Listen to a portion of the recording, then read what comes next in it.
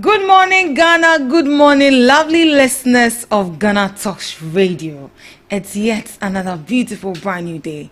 And you know what? Tomorrow is the weekend. And I know you are excited about the weekend just as I am. Yeah, this is a GhanaTalks breakfast show, and this is a GhanaTalks Radio. Right here we bring you the latest news making waves and across the globe.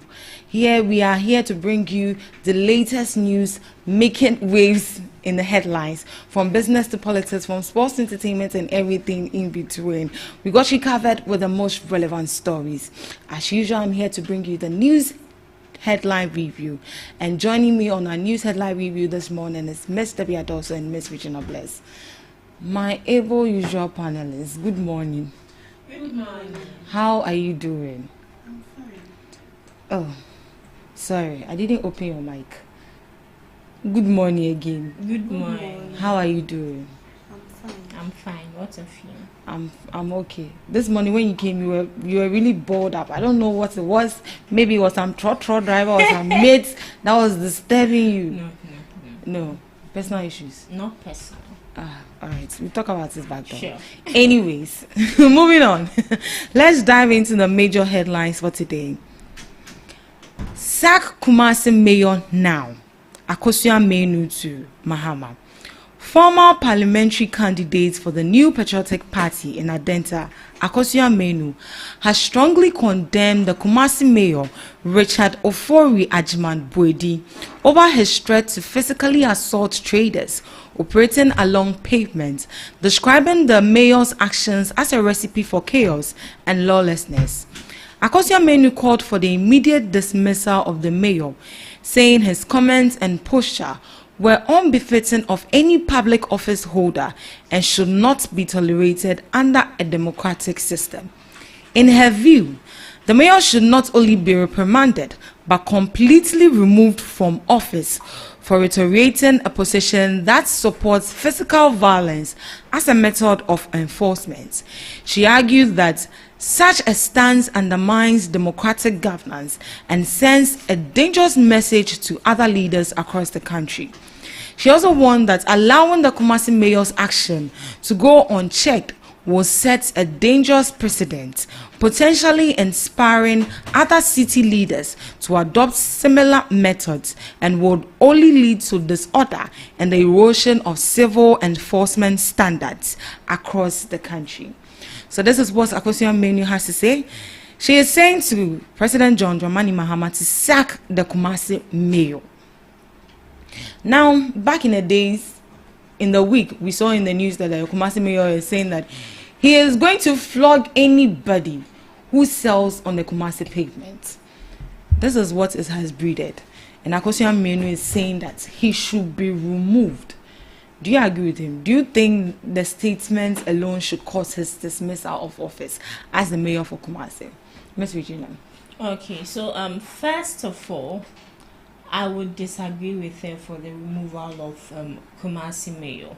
And secondly, I would like to say, yes, we are in a democratic country. And as that, we all have the right to do whatever we want, but it is limited.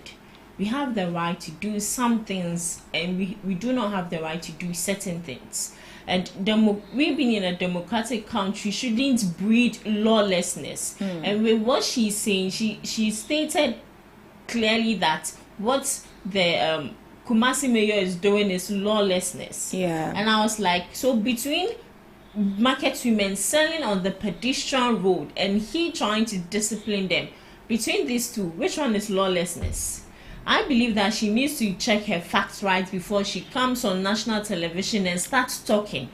You don't just wake up just anyhow and start talking. So should people die because we are in a democratic country, it's high time we start reasoning as humans. We are first class animals, and if they don't regard themselves as that, such people need to be treated ruthlessly. Fine, they are our parents, but not to the expense of another person dying, not to the expense of another loved one dying. These people need to be checked. That is why it is a pedestrian road, not a marketplace. But don't you think there would have been a better way to communicate? There would be a better way to communicate with these people, but ask yourself, are these people ready to comply with that directive?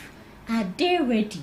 So you think the only language people understand is beating and exactly. violence? The only language humans understand is assaulting to violence. That is what they understand. I'm not supporting the Kumasi mayor for trying to say that he would discipline or flog these people. But if that is the only option they need to take, they should take that option. Accra, people were being flogged. They didn't sack the people who did that. But why should Kumasi mayor be sacked?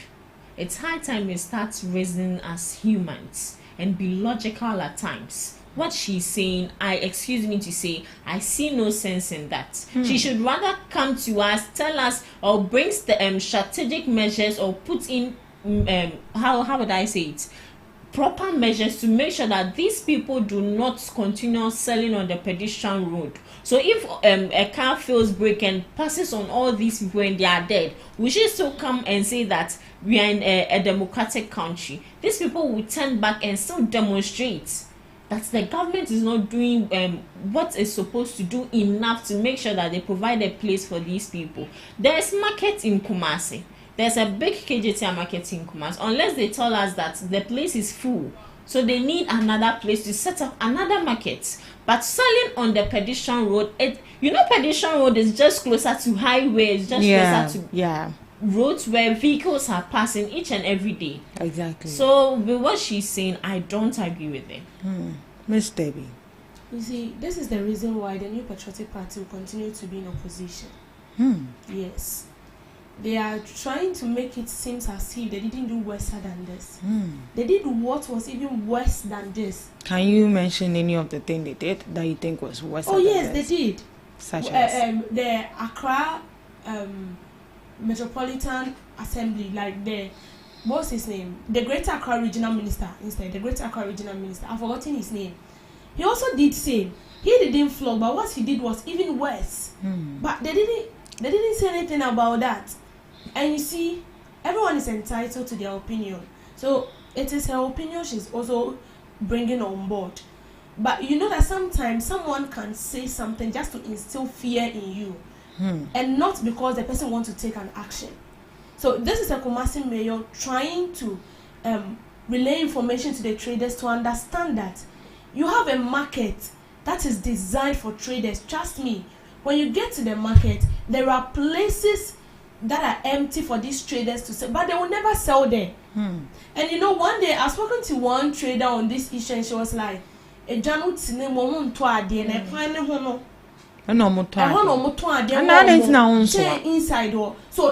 not as if there is no space there for them to trade. So there is actually space. There is actually space, but they prefer sitting on the pavement because that is where they buy more. And that place is very risky. And it's, should I say, I don't know if this my English is correct, but it disbeautify the country or the community. Understandable. And Kumasi, as we know, you know how big Kumasi is.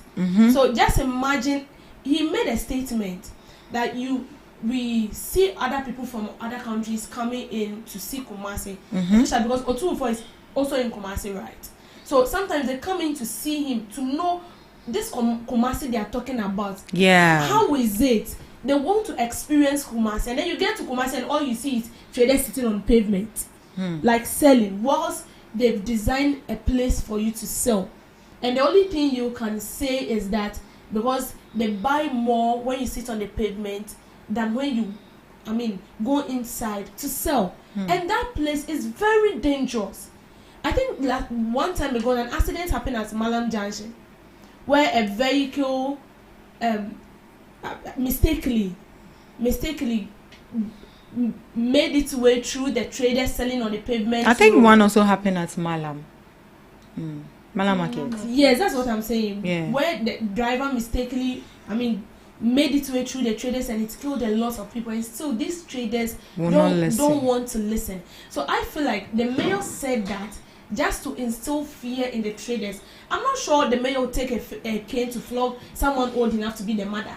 Because all those people selling on the pavement they are actually mothers. They are the one doing this, and you see, they are the cause of all this accident. Because me as a pedestrian, me as an individual, I don't have a vehicle, and I cannot be walking on the main street where vehicle passes.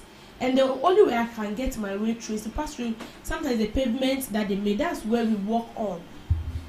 And then you sitting there, it makes it difficult for you to even come. You have to tell them, oh, Bachon may see you, but that place is not for you. Right. So this is actually measures he's putting in place just to make, like,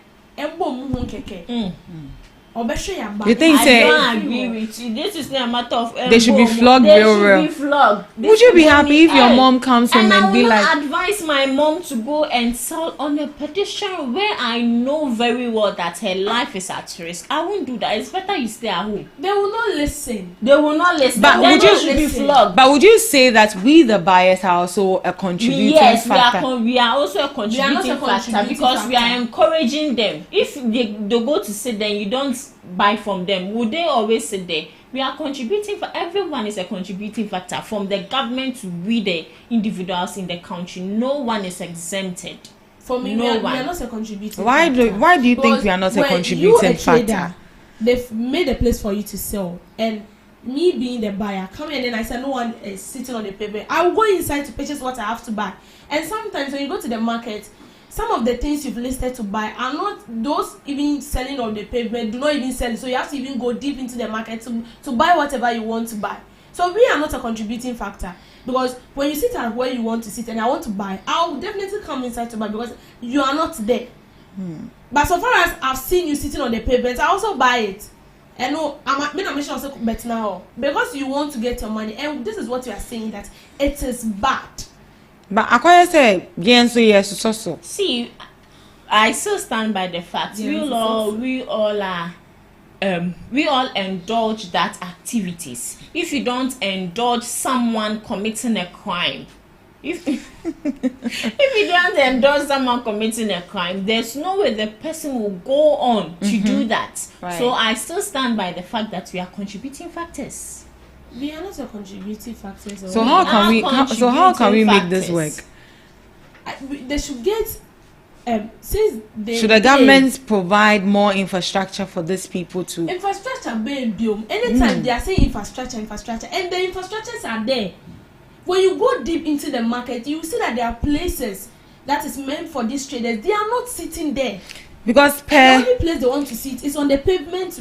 Per our report when we spoke to the women on the Kanishi Bridge, they said the place is that full. is what they will tell you. Have you when you yourself when you go inside Kanishi market, do you even find a place to pass? Aside where you are inside.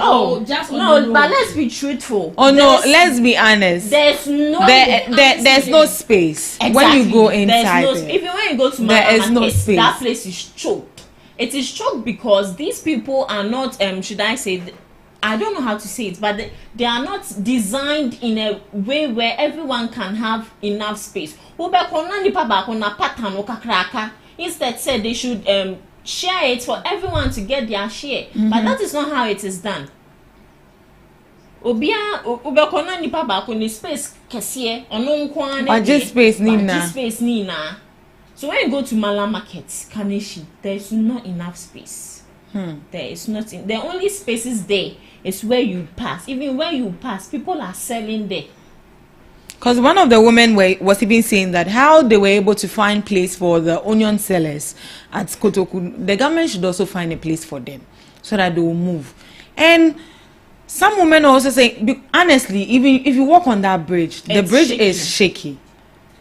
And then one day we'll be here and then we'll hear bad news. Because for those people there, they need to be like evacuated. They seriously need to be evacuated. What even annoyed me the most was that they are telling the government to come and repair the bridge and enlarging it so that they can sell more. Look at that. Most of these market women also needs to be educated. it's not as if do you know our problem as a candidate? You think they are not aware? That's what I want to say. We know the right thing, but we still want someone to come and tell us what to do. And since we want someone to tell us what to do, then they need to be educated that where you are sitting, your life is at stake. Kakra obedi into bewu.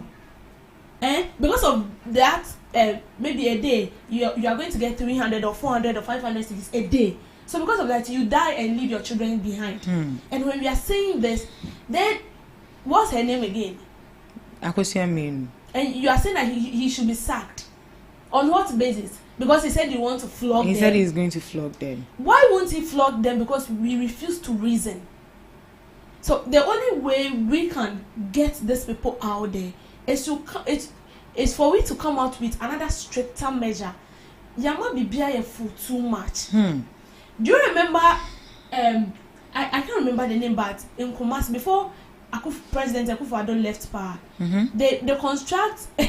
They completed a road. I think they continued, and then the regional minister was like, "No one should come and sell there." The day they completed it, we saw banana seller. Yeah, true.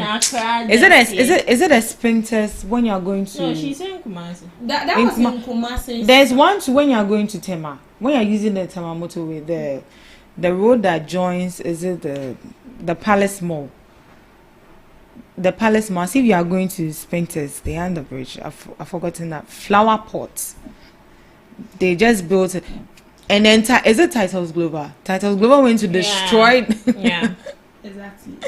That is where these traders enjoy to stay. So, see, Kumasi Mayor will never take a cane to flog anyone. The people selling, they are old enough to be his mother and grandmothers. But he's saying that to put fear in them, say, so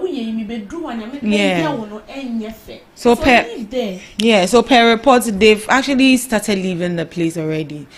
Just by his utterances, they are leaving. So it doesn't necessarily mean that he has to go there and then go and flog them real, like as he said. You won't sit at your comfort and say they should sack someone just like that. All right, moving on. Most SMEs fail because they lack appropriate guidance. Chief of Staff Julius Deborah has underscored the vital role of guidance and advisory services in ensuring the success of small and medium enterprises in Ghana. Speaking on the challenges faced by SMEs, Mr. Deborah noted that many businesses struggle or collapse prematurely due to a lack of proper support and foundational knowledge.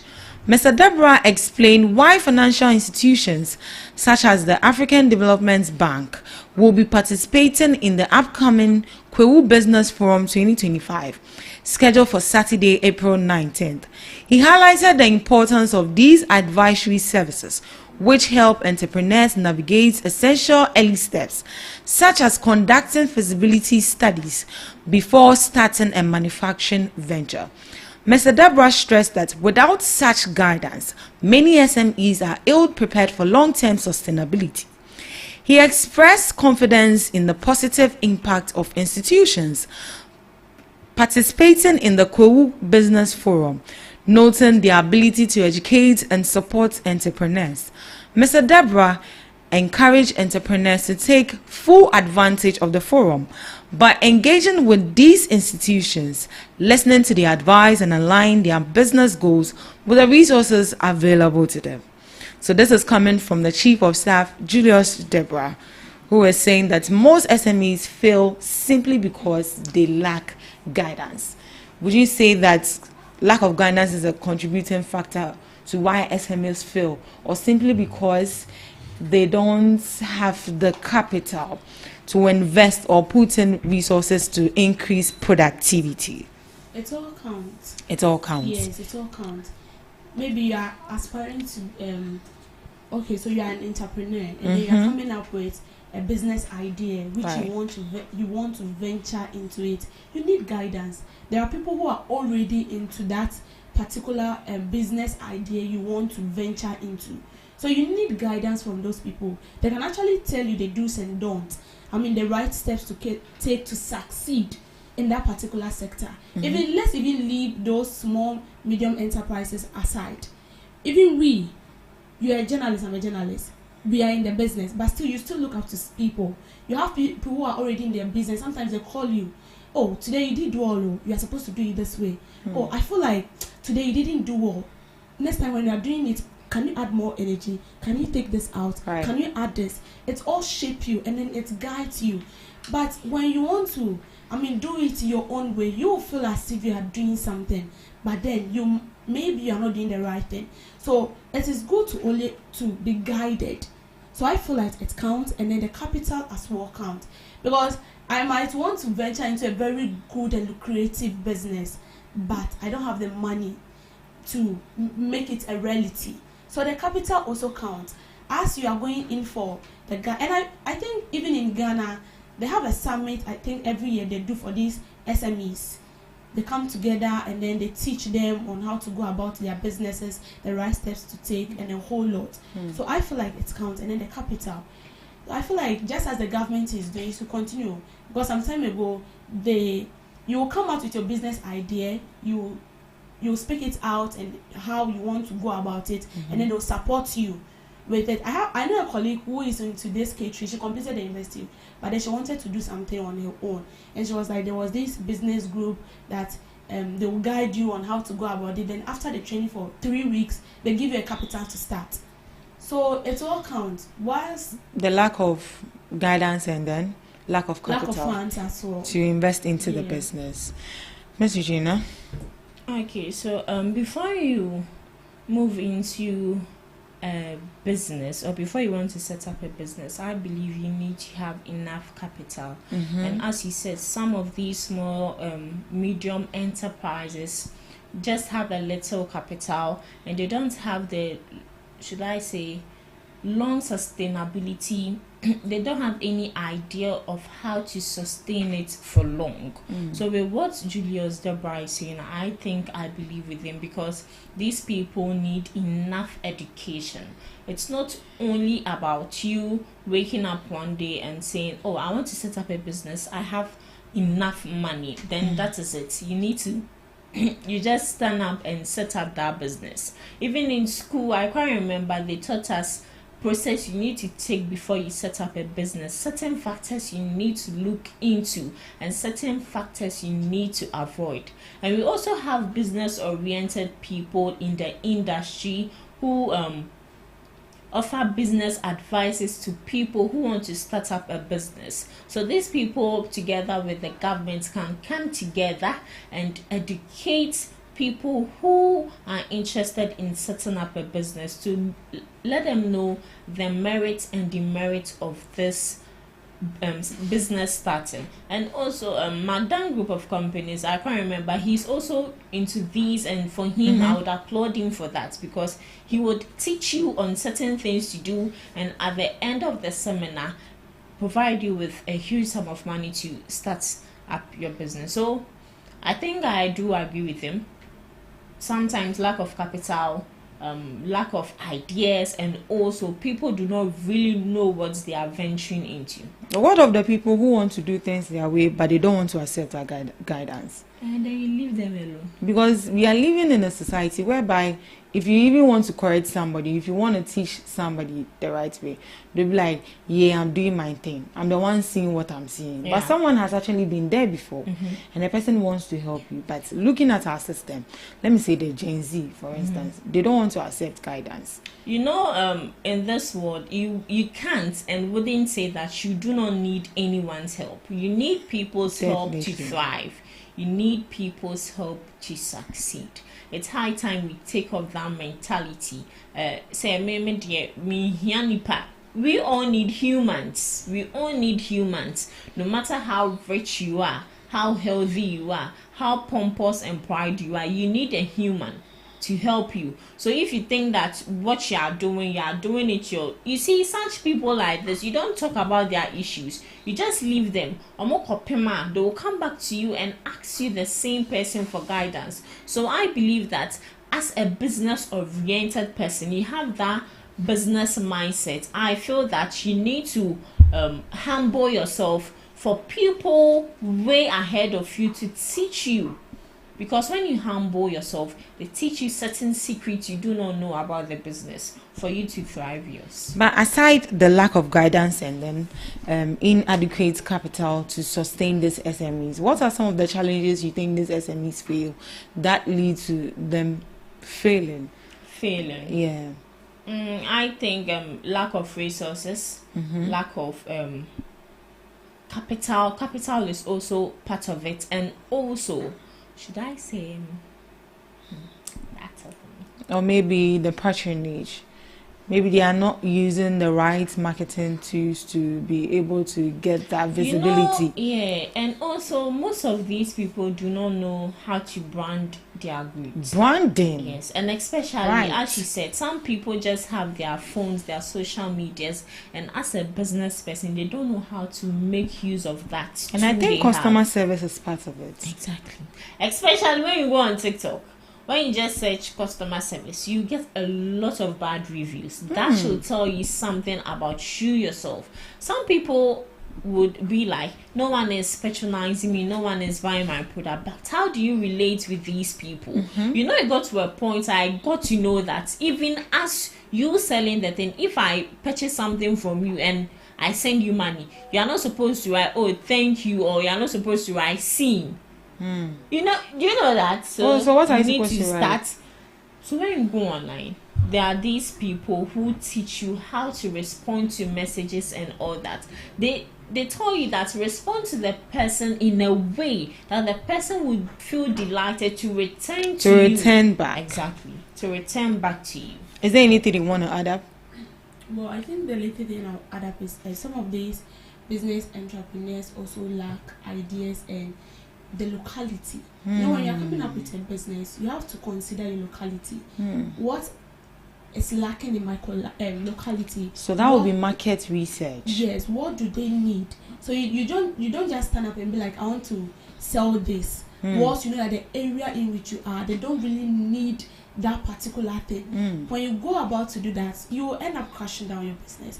So you know the interest of the people, what they like, and the locality as well. Because you cannot set a business where, you see, Makati, it looks as if a residential area where everybody is inside.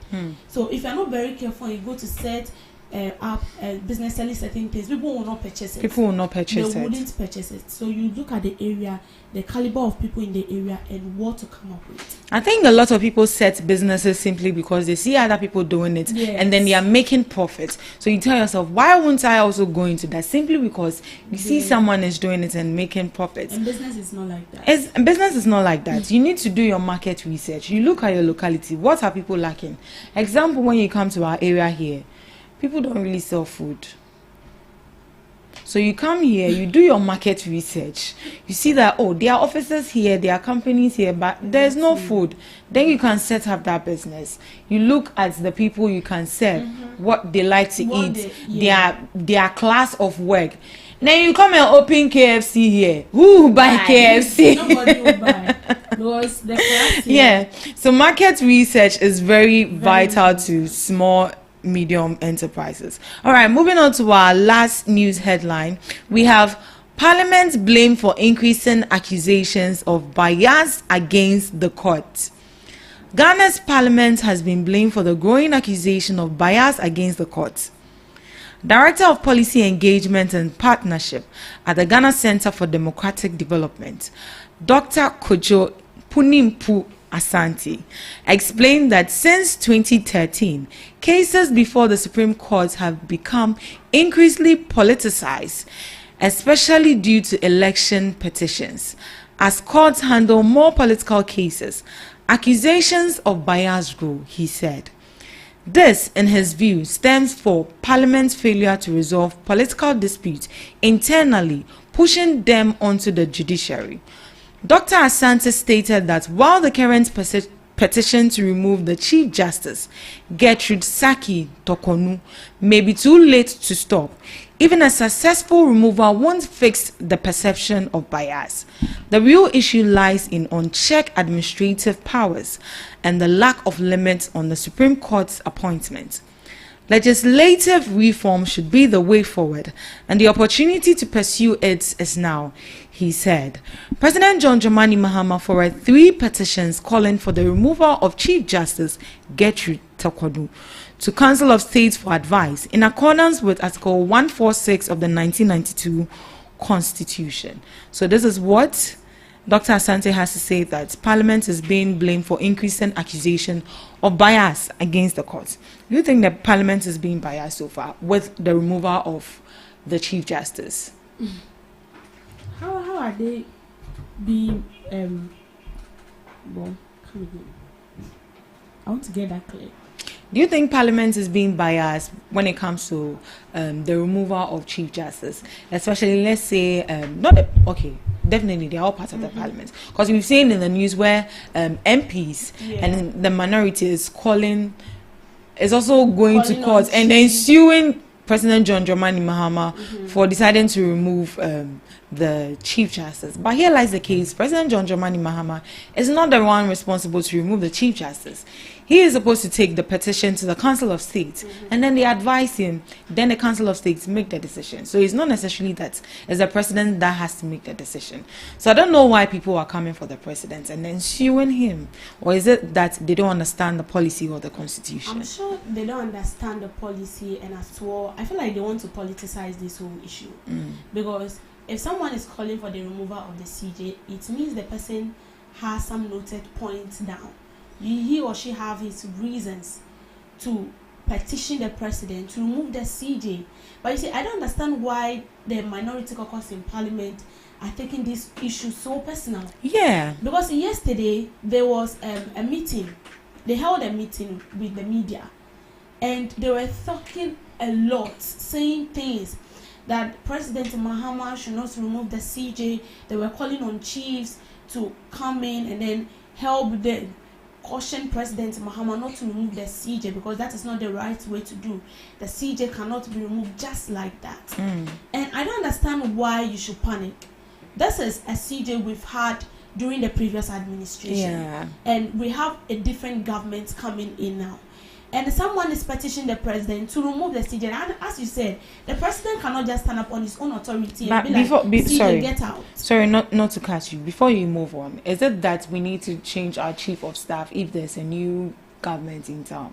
You see, I think the other day, was it Omari or someone? Someone was actually telling me that the CJ cannot be removed just like that. And according to law, there are law and stuff, there are procedures you are supposed to follow to ensure that the CJ is removed on due process. But you see, we've normalized something in Ghana here, which is when a new government comes into power, new people need to be elected. Exactly, new people needs to be appointed.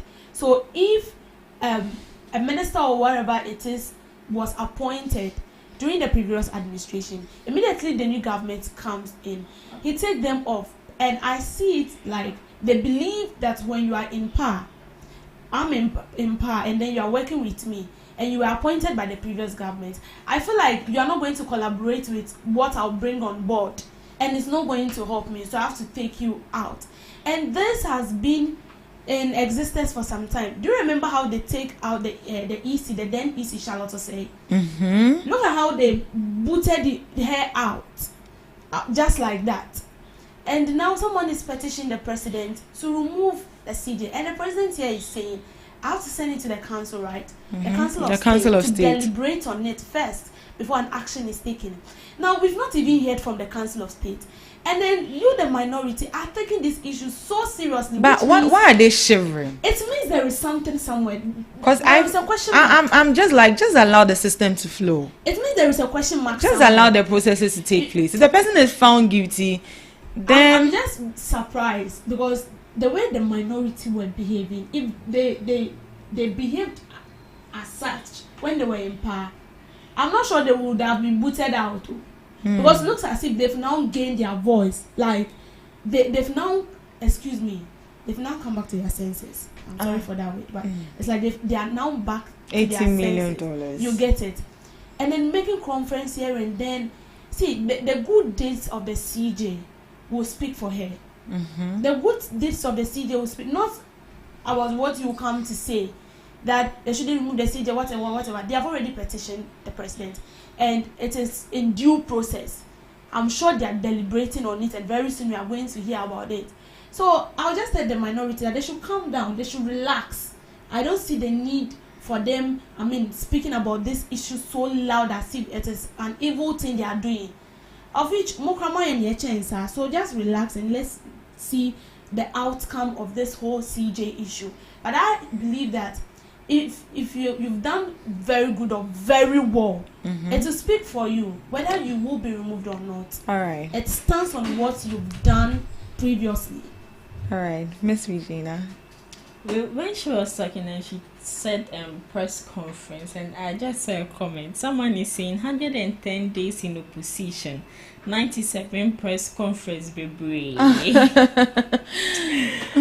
Oh God. Okay, so with this petition of a thing, I don't know what is really going on, but when a petition comes out that someone needs to be taken or booted out of power, they need to go through the right process. And I don't know why the minority caucus in parliament are trying their possible best to make sure that she is still in power. If I believe that if she does her job well, she would. Her D should speak for her. Exactly. Her D, you are not supposed to speak for her. And yesterday I saw one of the headlines. It came that leaked letter shows Akufo-Addo started process on petition for removal of Chief Justice Tokuno. Akufo-Addo himself. Yes.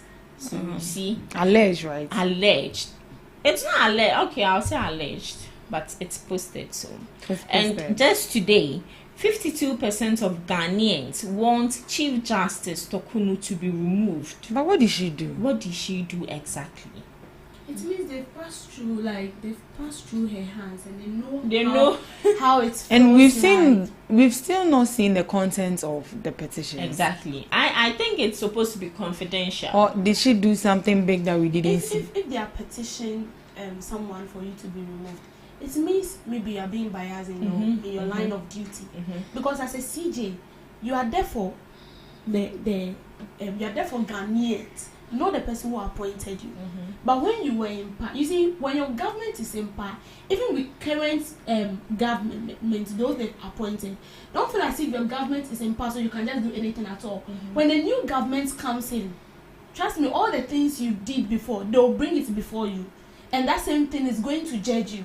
So for me, I feel like maybe there's been a bias in her line of duty. And as a CJ, you are not supposed to be biased. And yesterday when I saw her talking about giving citizens the opportunity, yeah, I was like, look at you. I saw that too. You are now, excuse me, raising. No, that's fine. It's okay. She can sue you. But you think they are politicizing this whole CJ? Yes, they are politicizing. And you think Parliament is being, some member of Parliament are being biased? The minority. I'll say it for you.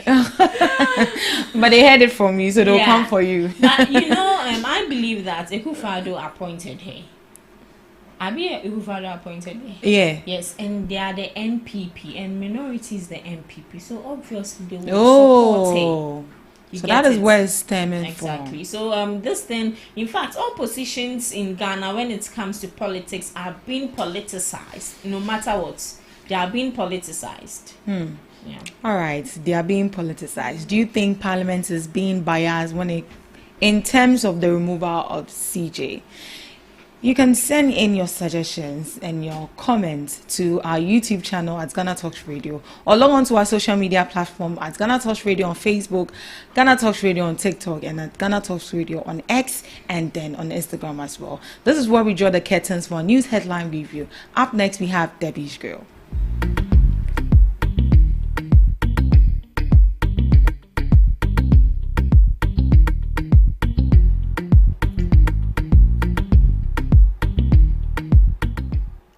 Good morning, and thank you for always making time with me on the Debbie's Grill. Now, let's dive straight into the issue for today. So, Mahama's incompetent government will fall in 2028. The New Patriotic Party vows to come back stronger. So, the New Patriotic Party has begun regrouping with full force for political comeback in 2028. According to the Deputy General Secretary, Haruna Mohammed, the party is not just reflecting but preparing to fight and take back power from what they describe as this very incompetent government. So, based on the discussions they had before the presentation of the report, they prepared to fight stronger in 2028. Now, they revealed that the party's National Council met to receive a report from a committee chaired by Professor Mike Okwe, former Speaker of Parliament. That committee had been tasked with two missions to investigate the reason behind the party's defeat in 2024 elections and to recommend structural reforms. So yesterday, the New Patriotic Party, they met, they had a conference, to deliberate on the main cause of their defeat in the 2024 election, and the report was actually presented by the former Speaker of Parliament from the New Patriotic Party, Honorable Michael Okwe. And in the process of speaking about the downfall of the New Patriotic Party in the 2024 election, they said that Mahama, the current president, is incompetent. In fact, the whole government, the National Democratic Congress, the government we have now, they are incompetent. And due to that, they will lose election in 2028 and they are coming back stronger. And you see, I'm finding it difficult to understand why the New Patriotic Party still cannot identify the reason why they were being defeated in the 2024 election. And you're calling someone who just came into power incompetent. Your government has been in power for almost 8 good years. Shall I say 8 good years, 8 bad years, or 8 worse years? And you still, got the courage to call a current government incompetent. You see, if you refuse to identify certain things that led to your downfall, you are still going to lose in 2028 election. I feel this is the time where the New Patriotic Party is supposed to sit down. Then you reflect. You cannot tell me that you don't know the reason why you were being defeated in the 2024 election. Everything was clear. It's because, one, you refuse, the New Patriotic Party, you people refuse to listen to Ghanaians. You were doing things your own way. Whenever we come out to protest and call your attention to something that is very urgent or need an urgent attention, you do not mind us. You do things your own way. When I heard about the conference, I was like, wow. But you see, they didn't actually brought out what they went in to discuss. And the only thing you can say is that the current government, who is in power for getting to 4 to 5 months now, is incompetent. President Mahama is incompetent. And your previous government, the president, Nana Dankwa Akufo-Addo, and his appointees, they were competent. The New Patriotic Party were competent enough. Is that what you are trying to tell us? That you do not know why you were defeated in the 2024 election? Come on. The New Patriotic Party, you people cannot tell us that you don't know the reason why you were defeated. Because everything was clear. Everything was clear. You were not a listening, government. And it's a pity when you say that the current government is not competent. So it means that you people were competent enough. And I'm surprised that when you were in power, you had the authority. You have everything to take to correct your wrongs. But you didn't. You were silent. And now that we have a current government, it's now that you are trying to regain your voices back. I feel like now the energy is coming. You are now realizing that you need to talk. Things that your government did worse. And you never spoke about it. You are now speaking about it now. Corruption. What didn't we see? You didn't take it seriously. It shows some galamsey. What did he tell us at the end? Upon all the protests and demonstration and everything that citizens of this country did to draw your attention, I would say you practically did nothing. And even though we are looking onto the current government as well to do better than you did, and the only thing you can say is that they are not competent enough and you are going to boot them out of power in 2028. Well, we are praying for you. But you see, you have to do your homework well. For me, I believe this time should be the silent moment for the New Patriotic Party. This is not the time where you have to be backlashing the current government, saying all sorts of things you did not do, things you knew were right, measures you knew were right to put in place. You didn't do it. And now the current government is trying his best to do it. You are speaking about it. You are speaking against it. And then you come out to tell us that the current government is incompetent and you are competent. Since you feel like you are incompetent and myself do not know the outcome of what the 2028 elections will be, let's keep praying and see what the outcome may be. Thanks for joining me on Debbie's Grill. Thank you so much, Miss Debbie. Do you agree with that? That is the time for the minority to keep mute and then reset. Question for the gods. All right, Miss Regina, what do you have for us today? Okay, so today in history, International Bat Appreciation Day. It's a day to learn about and celebrate the unique and important role bats play in our ecosystem. Bats are the only mammals that can truly fly, and they are crucial for insect control, pollination, and seed dispersal. Bat Conservation International, founded on the day 1982. The founding of Zimbabwe African National Union, ZANU, on April 17, 1963, Zimbabwe African National Union was founded in Tanzania. ZANU played a crucial role in the liberation struggle against colonial rule in Rhodesia, now Zimbabwe, led by iconic figures such as Robert Mugabe. ZANU advocated for the rights of black Zimbabweans and ultimately contributed to the country's independence in 1980. Environmental conservation efforts in Rwanda. On April 17, 2010, Rwanda made history by becoming the first country in the world to ban plastic bags. This bold initiative, aimed at combating environmental degradation and promoting sustainable practices, underscored Rwanda's commitment to conservation and environmental stewardship. The ban on plastic bags has since been credited with significantly reducing pollution and preserving Rwanda's natural beauty. 1986. The world's longest war ends without a single shot having been fired. The state of war between the Netherlands and the Isles of Scilly had been extended for a total of 335 years by the Lack of Peace Treaty. Some historians doubt that war had never been declared. 1978.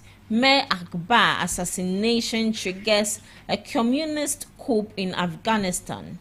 The communists introduced a series of reforms, such as equal rights for women and universal education. These achievements were undone soon after by the outbreak of several wars. Moving to some Did you know? Did you know that drinking coffee can improve cognitive function? Caffeine in coffee can improve alertness, focus, and mental performance, and may even have neuroprotective effects. Did you know that studies indicate that a significant majority of people would want to know if their partner was cheating, even if the truth is painful? Research suggests that the desire to know stems from a need for truth and self-respect. Did you know that a dancing plague caused dozens of people to dance? The dancing plague of 1518 in Strasbourg, modern-day France, did indeed cause hundreds of people to dance uncontrollably for days, even weeks. The affliction started with a single woman and spread to others, with some even suffering fatal heart attacks from exhaustion.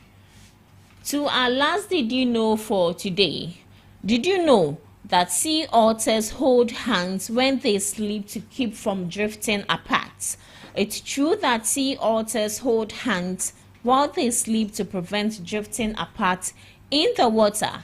This behavior is called rafting, and it's a way for them to stay close together while resting. And this is where I end today's Today in History. And did you know, live on GhanaTalks Radio. Thank you so much, Miss Regina Bless. I didn't get the last one. What did you say for the last one? Sea otters hold hands when they sleep to keep from drifting apart. They have otters. It's sea otters. What's that? It's a sea animal. Them too. Are they love you shit or what? Why don't you want to say anything about it? Nah. Why? Nah. I don't have anything to say about that. All right. So I saw something. It's actually entertainment. So I think we have like 5 minutes to go, so we can do that. So this is coming from Napo.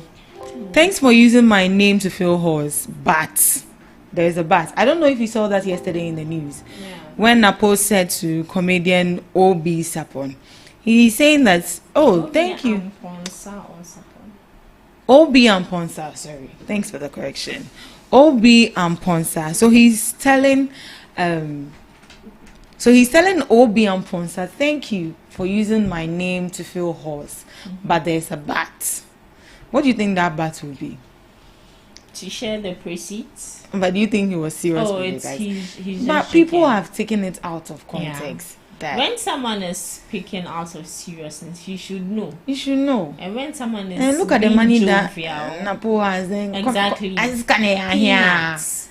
Not even up to 10,000. Ne campaign cry, Jina ko Jina on Sasa no Sai allowance Onyai. Serious. But actually the video is really funny. How this guy compiled everything and said, oh God. Well, I've not watched the full video. Oh, then please go do. Please share with me. Share the link. Oh, definitely I will. Share the link. Share the link. So that's that. Have you seen anything you want to share with us? Oh no. We can still talk about his issue since he's saying 2028 he would not be standing for the. Why do you think he wouldn't be? Would you stand again? But there's always a second time. Hey. Second, God is even a. Do you know the shade they showed this? Oh, how do you even say that? God is a can do. What do you want to say? Second chance, no, that's not it. No, that's not. But why? Do you think he's not fit to come for a second? Oh, I believe he's fit, but sometimes you just have to experience certain things once and not venture into it again. So you think Alachamanzu will not come again too? Listen, Napo, for example, he was the Minister for Energy, right? Yeah. You see, when you go check his previous pictures, then times he was all he was chubby. He was chubby a bit. But the moment he was brought out as vice president, oh my God, have you seen him? Now he has gained enough weight. But then times it was bad. And no choice. Politics, it's a deadly game. It's not for the weak. Just imagine me venturing into politics. I finish, then I'm like this. You don't want to have a bite of the national cake. Oh, the national cake we all enjoy. I'll be your assistant. Miss Debbie, what do you think? Do you think he's not fit to stand for 2028? It's not as if he's not fit. But why? What that man has gone through. Oh, have but no idea. you should know Yes. that when you go into when you get exposed to the media, No. definitely these are You some know, of the things that will be and hitting I'm you. happy he said he's not aspiring to be whether the next flag bearer, whether they are See. deputy flag bearer, whether the Before you vice move flag on, bearer. I don't want anybody to But come for me. I feel like he has sat down and then noticed certain things he wants to correct. Because even when he speaks, you can detect that this man is not fully ready yet to become a leader. So right now he wants to go and sit, strategize himself up, And then come back stronger. and then come back stronger. Yeah, so that's what. Because some memes I was seeing, hey, people couldn't imagine Napo being. They wake up one morning and then Napo is the vice president. I like that. But do you think that he was a factor the NPP lost? I can't. In a way, because see, when they were going about doing their campaign, sometimes what he says does not even align with what they are there to do. But And have you realized that since he left, I like Kasanaba? Oh, and Mabiona he's no more. Excuse me, I'm not saying he's not relevant, but he's not that relevant again. Like out there, like of interest, like that. Yes, you know those times because he was aspiring to be the vice president, and everyone, like all media, want to speak to him, and then you have to be there and speak, let the people know. But their mistake was when they go out there, they are they were rather bashing the previous government, which is our current president now. They were rather bashing him instead of focusing on what they can do. So you see now, there is a lot of homework he's supposed to do, like on Ankasa. He said what is important to him right now is for the party to unite. That is Unity it. Niwo, it's true. That is it. Or you think unity is not there? Unity Niwo. Oh, and it goes back because Unity will cry. I just sign mechanical. There is no unity in the party. But you know, people should be allowed to vent their anger for them to do their necessary there corrections. is no unity in the party. You can see that as I no one, they are not being allowed to voice out what is wrong with them or what is going on within them. And I feel like the MPP party is sort of a party that imposes. As an American final, you have no say. That is what I see from afar. That is what I see from the New Patriotic Party.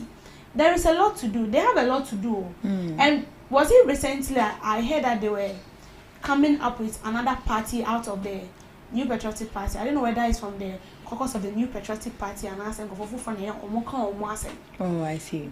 But let's 1 minute. Let's make it take our eye enter the MPP, their territory. If Napo is saying that he's not coming for vice president, who do you think is capable enough to fill his position? Miss Regina?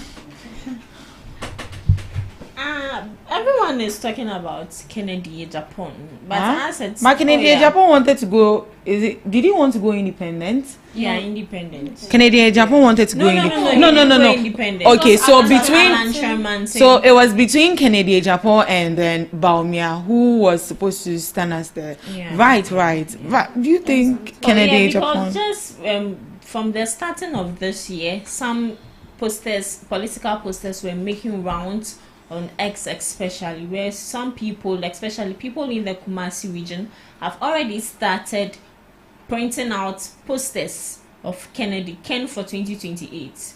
Ken for 2028. Ken for 2028. So it's Ken for you? No, who is for me? Oh, no, I'm just asking. You think Ken should come? I don't know. As vice president? No, I Debbie, you think Ken should come for vice president? I'm not in the New Patriotic Party. All right, do you think Ken should come for vice president?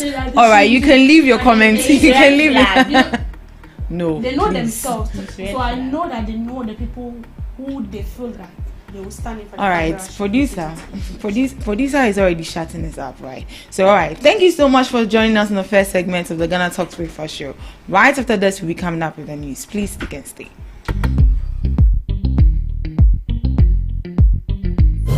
We bring you local news, business news, international, sports, and entertainment news. Right here on GTR.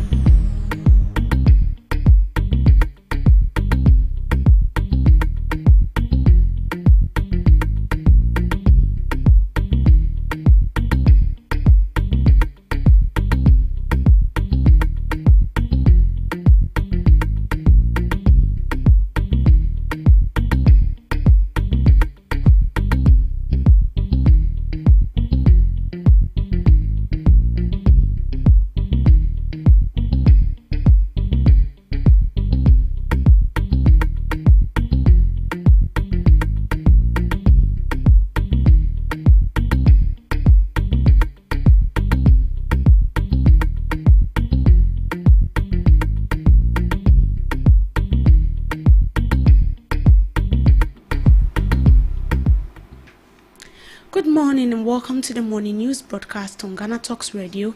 Coming up, President Mahama launches 1 million coders program. Chief Justice expands jury selection to all citizens. Minority condemns petition to remove Chief Justice. Resident of Boku appeal to President Mahama for immediate assistance. This and many more coming up shortly in business, sport and showbiz. Do stay with me.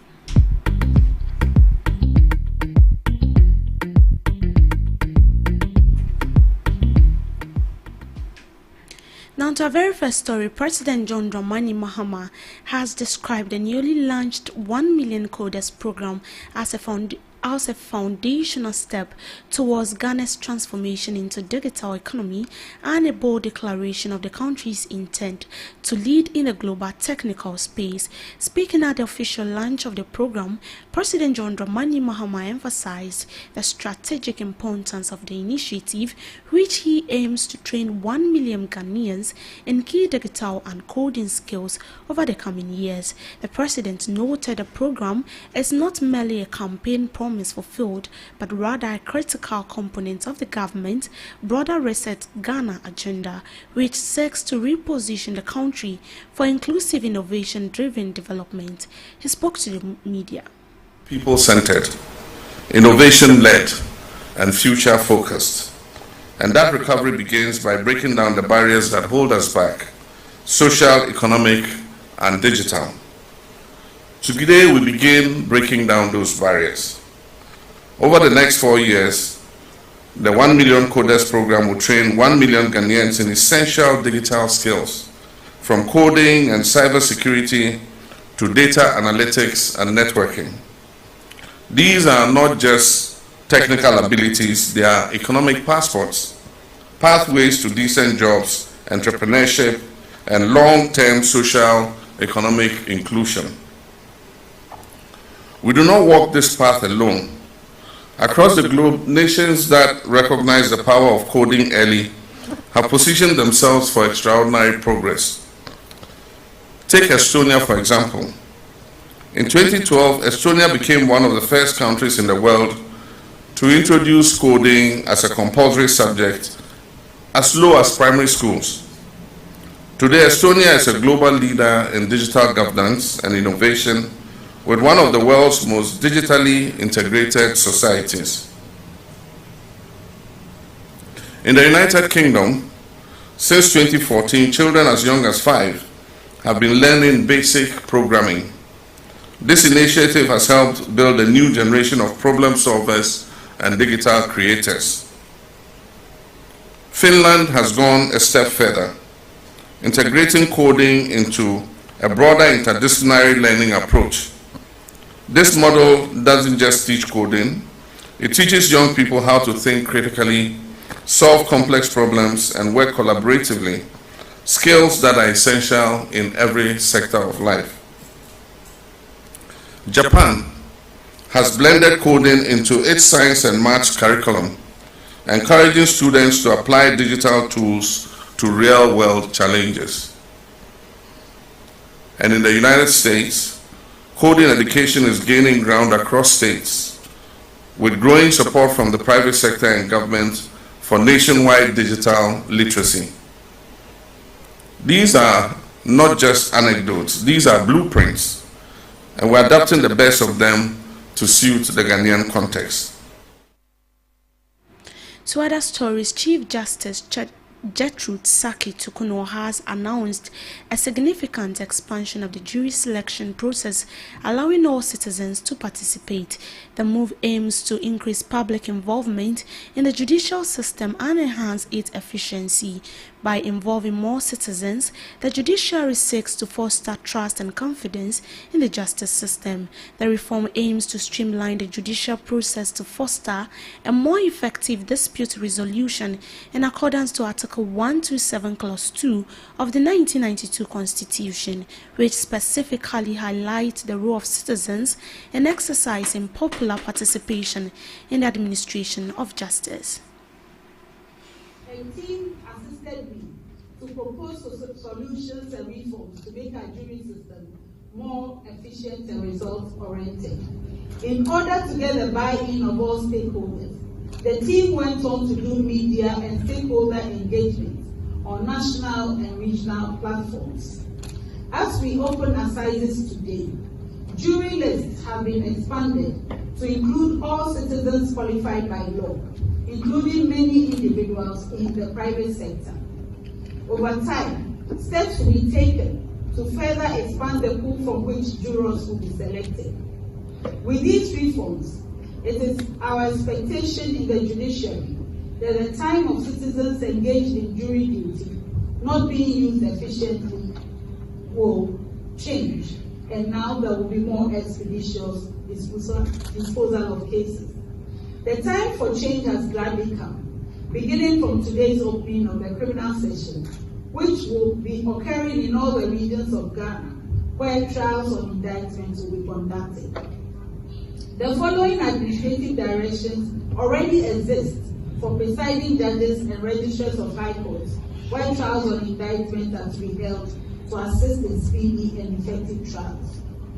Please ensure on that 8th April 2024, I lay bare the strengths and weaknesses of our justice delivery systems, and I pray stakeholders to hold the hand of the judiciary to effect reforms that will enhance legality, ethics, due process, assets, and resources in the justice delivery obligations of the judiciary.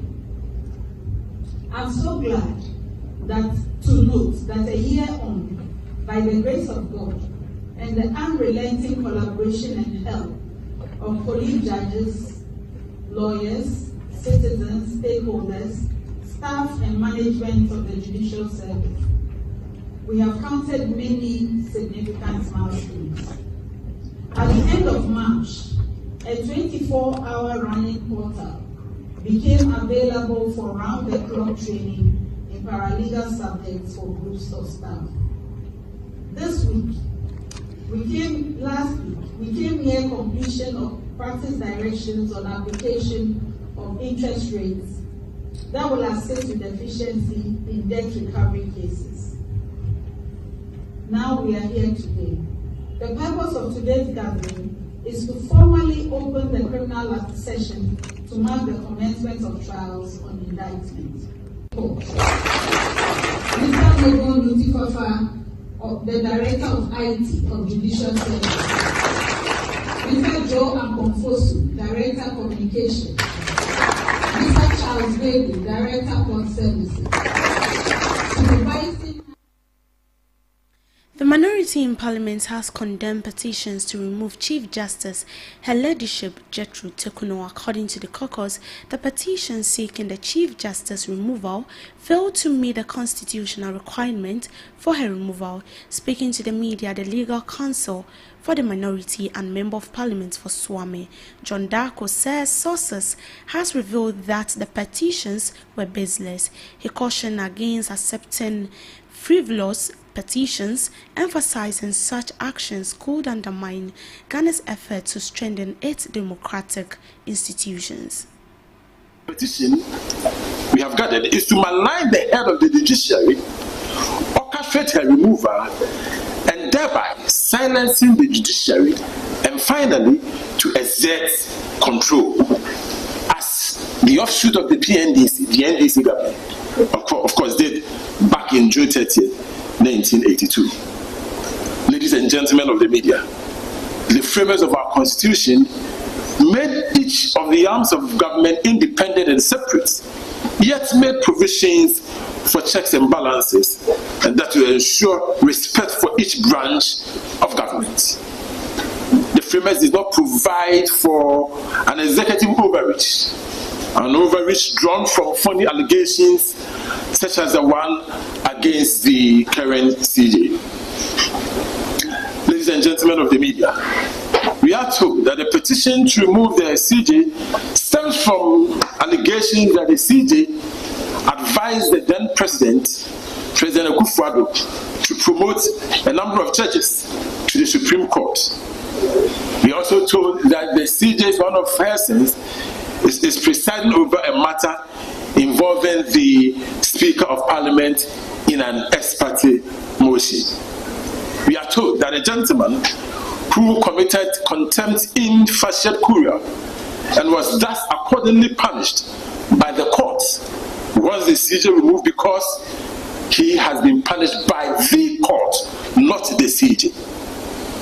One of the last allegations we've heard, which is ridiculous, is the fact that the CJ has misappropriated some 75,000 Ghana cedis. An accusation which from the Judicial Service has been dealt with by the Auditor General's office. Ladies and gentlemen, under Article 146 of our Constitution, the grounds for the removal of CJ is clearly stated.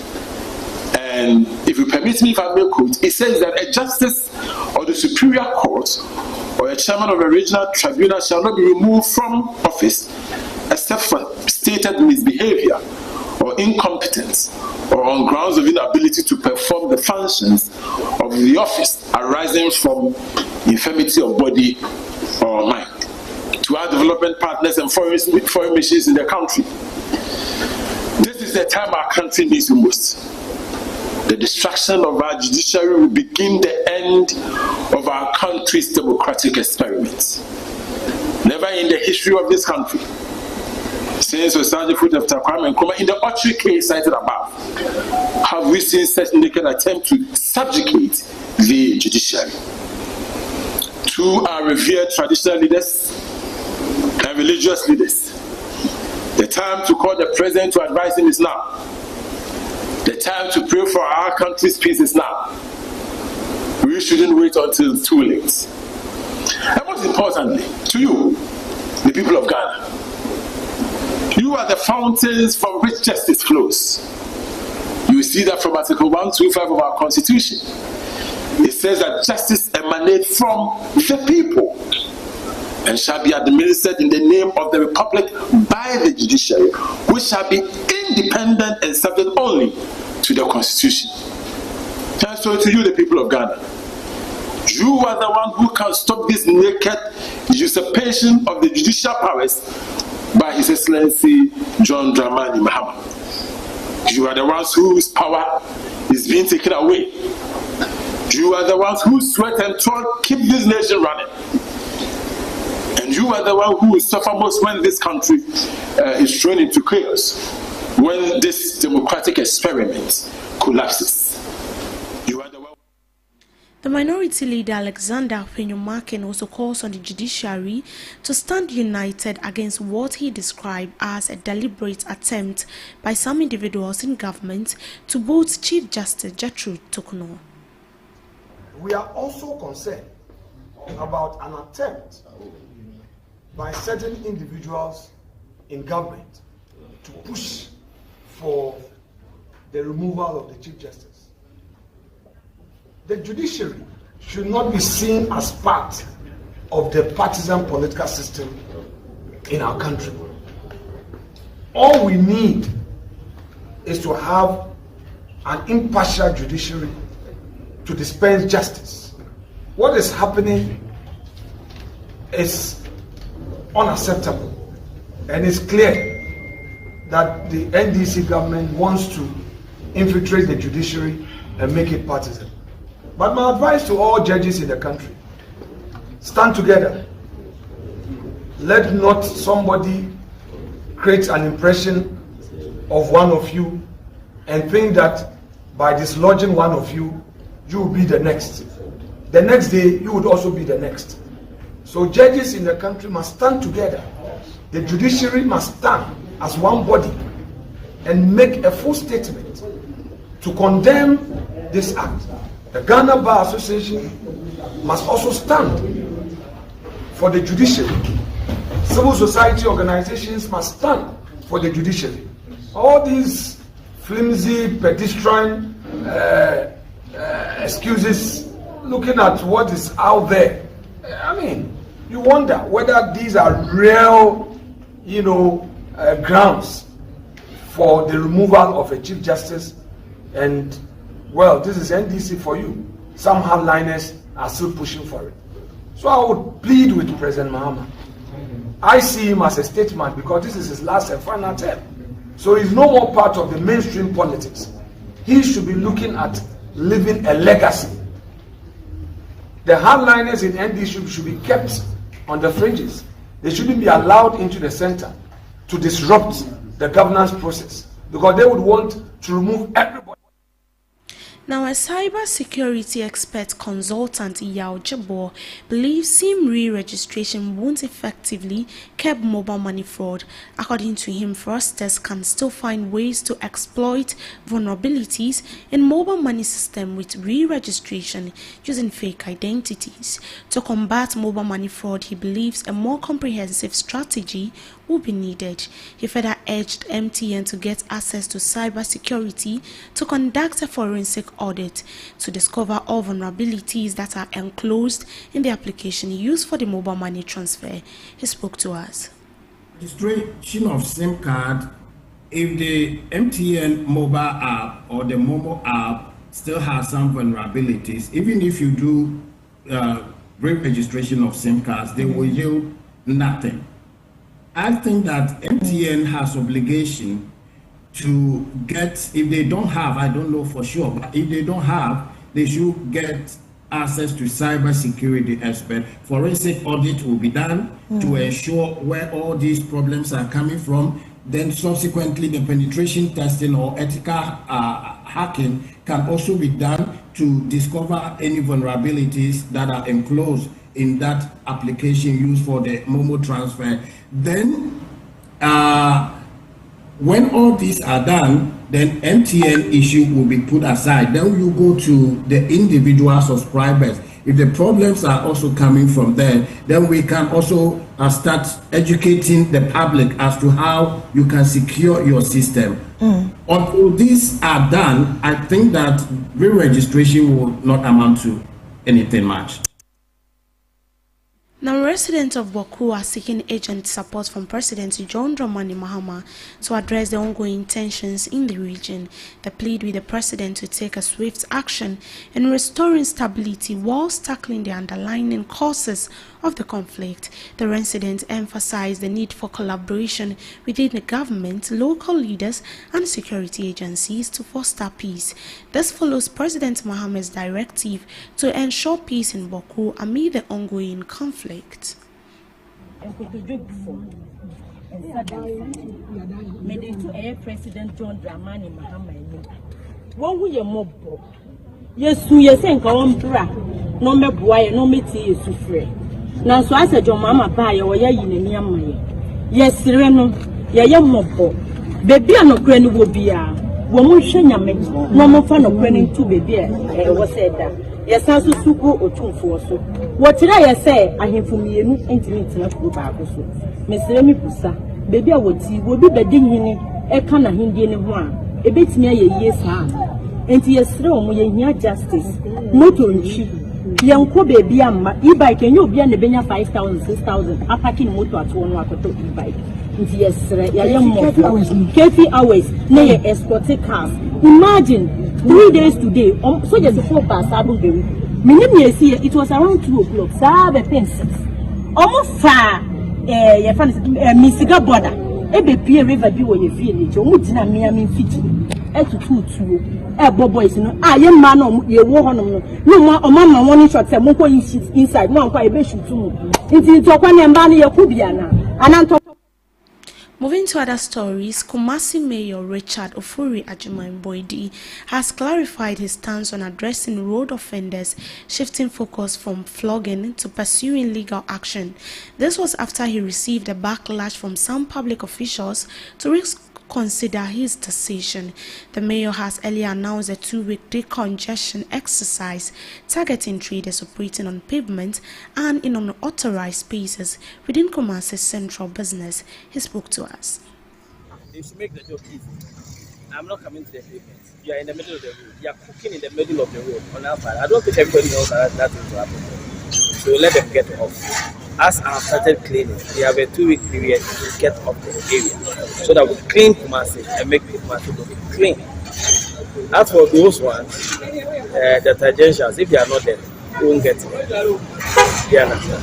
Bottom line is that other people have suggested jail terms instead of giving corporal punishment. So I want to adapt to that one and say, they want to be in prison, they want to go on remand for a month or two, go do that.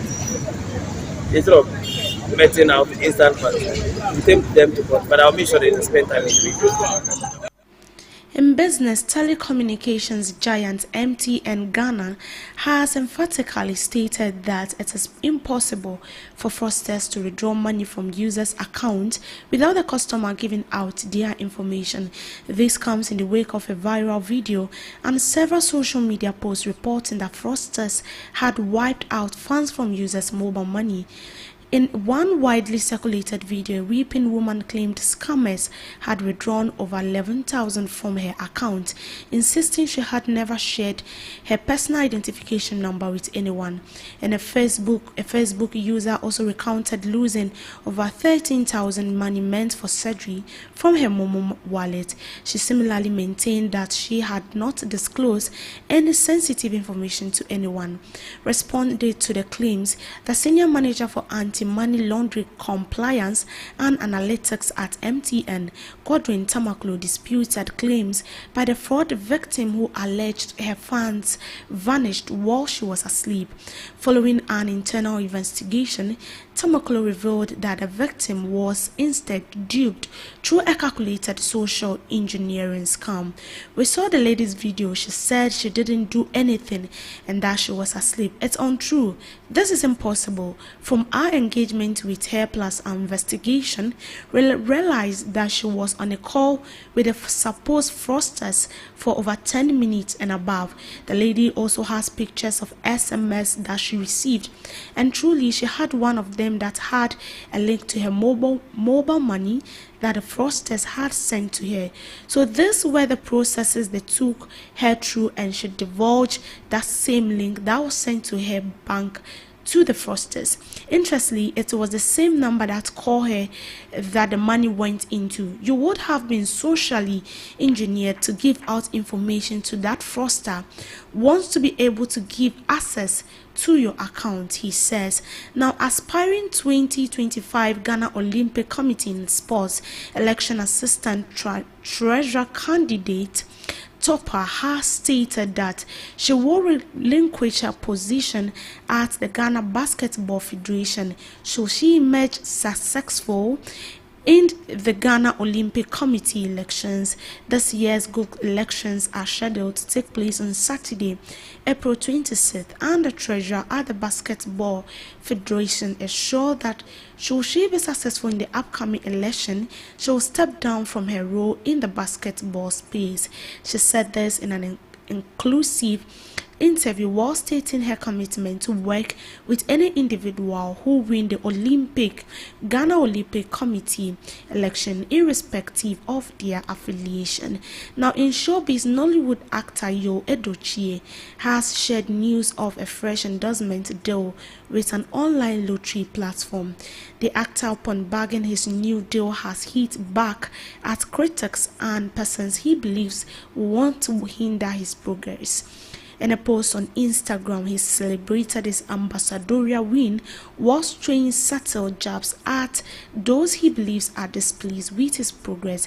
He shared a video of himself in a jubilant mood whilst endorsing the brand. The actor appreciated his fund and, in a cheeky twist, wished more discomfort upon his critics. And that's how we wrap up on the morning news broadcast. Do well to log on to all streaming platforms at GhanaTalksRadio.com for more news updates. Thanks for making time with me. Good morning.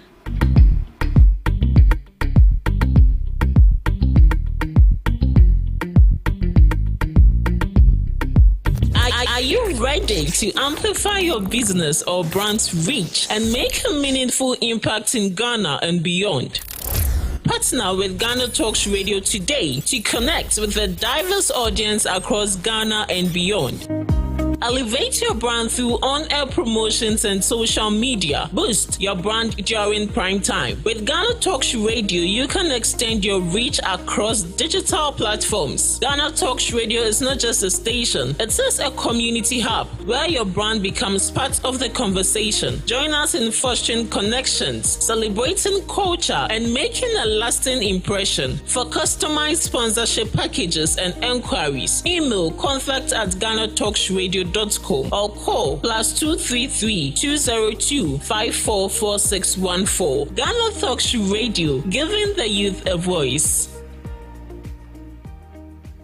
What do you want for breakfast? How do you want your breakfast? English breakfast, French fries. Koko Nikosi, alo komi keshito. Wache. Well, Gobe is the real deal. Join us on GhanaTalks Radio. Let's serve you a buffet of breakfast. From news headlines review, current affairs to social issues. Entertainment, sports, and all the trending stories live on our mobile app and across all socials from Monday to Friday, 7 a.m. to 10 a.m. With me, Pakwesi Omare, Regina Bless, Deborah Adoso, and I am Esinal Fiagbedu. This is GhanaTalks Breakfast Show.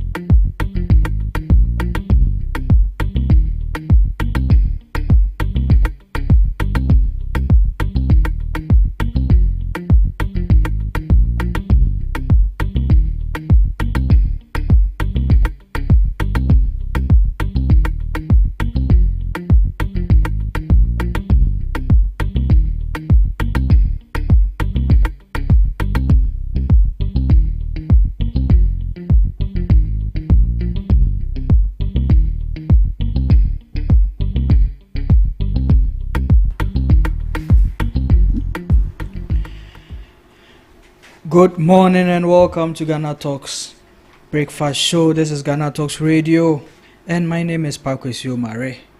We're back again on the airwaves to bring you the most delightful conversations that you can get in the capital of Ghana, Accra.